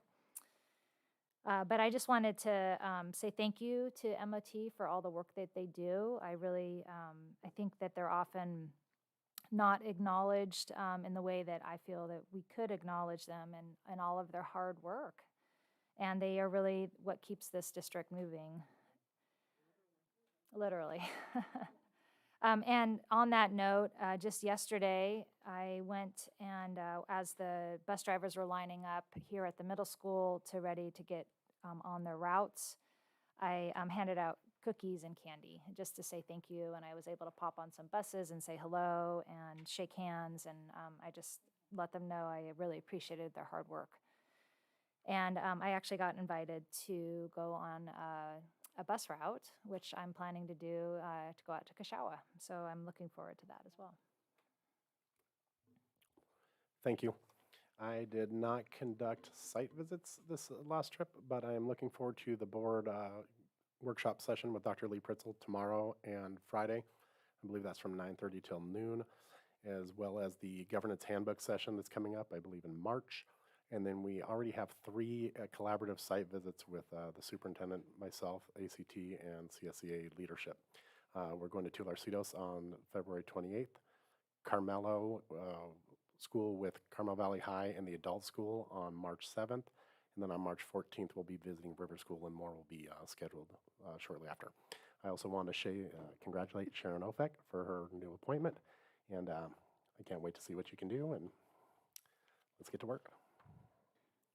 Jason, can you just elaborate a little bit more on those collaborative listening sessions? I think it's important that the public knows what effort went into creating that. Yeah, they were proposed. I'm not sure who exactly they were proposed by. I was approached by Sharon and Lisa Brazil as a group for a way to open up communications between the school board, the district office, the 2 unions, and get to the sites. And it shows that we're all working as a team, and we're bringing in as many people as we can to collect the data and move forward as a group, because we really are all a team, and I think we forget that sometimes. That we're here to work for the kids, and secondarily the employees of the district too. But first priority is these children, and the more voices, I think the better, and figuring out what to do. And I think it'll be great to open that type of communication with all those players involved, instead of just 1 or 2 board members going out, or just Sharon going out by herself, or just, the CSEA has done listening sessions over the last month. I think they hit every site with 2 people in leadership, and they said they collected a ton of data, and that's, I think, what drove this, to bring in board, district office, and both presidents at the same time. So with that being said, before adjourning to closed session, the board will identify the closed session items. Closed session agenda item 8A, conference with legal counsel, existing litigation pursuant to Government Code 54956.9, subsection D1, OAH case number 2022060843, on appeal as U.S. District Court case numbers 5:23-CV-00856-PCP and 5:23-CV-00870-PCP, Monterey County Superior Court cases 23-CV-003-225 and 23-CV-004013. Office of Administrative Hearings, OAH case number 2022-060843, on appeal as U.S. District Court case numbers 5:23-CV-00856-PCP, Carmel Unified School District versus Hodges, and 5:23-CV-00870-PCP, Hodges versus Carmel Unified School District. Note this item was updated on the agenda at 2:03 p.m. on February 14th. The updates are noted in italics on the agenda, posted online, and given to board members and public at the same time this evening. Case number 23CV-003225, Jane Doe versus Carmel Unified School District et al. Case number 23CV-004013, Jane Doe versus Carmel Unified School District et al. Closed session item, agenda item 8B, public employee discipline, dismissal, release pursuant to Government Code 54957, subdivision B1. The board will now adjourn to closed session.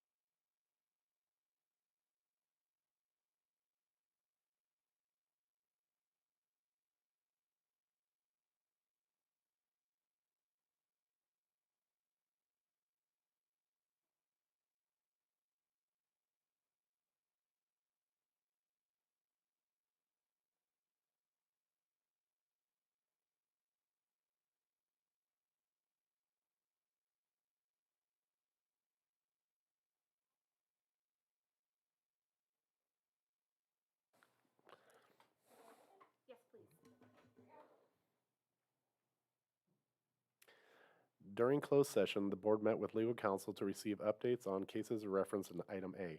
The board also provided direction on cases referenced in item A. No other action was taken. This meeting is adjourned.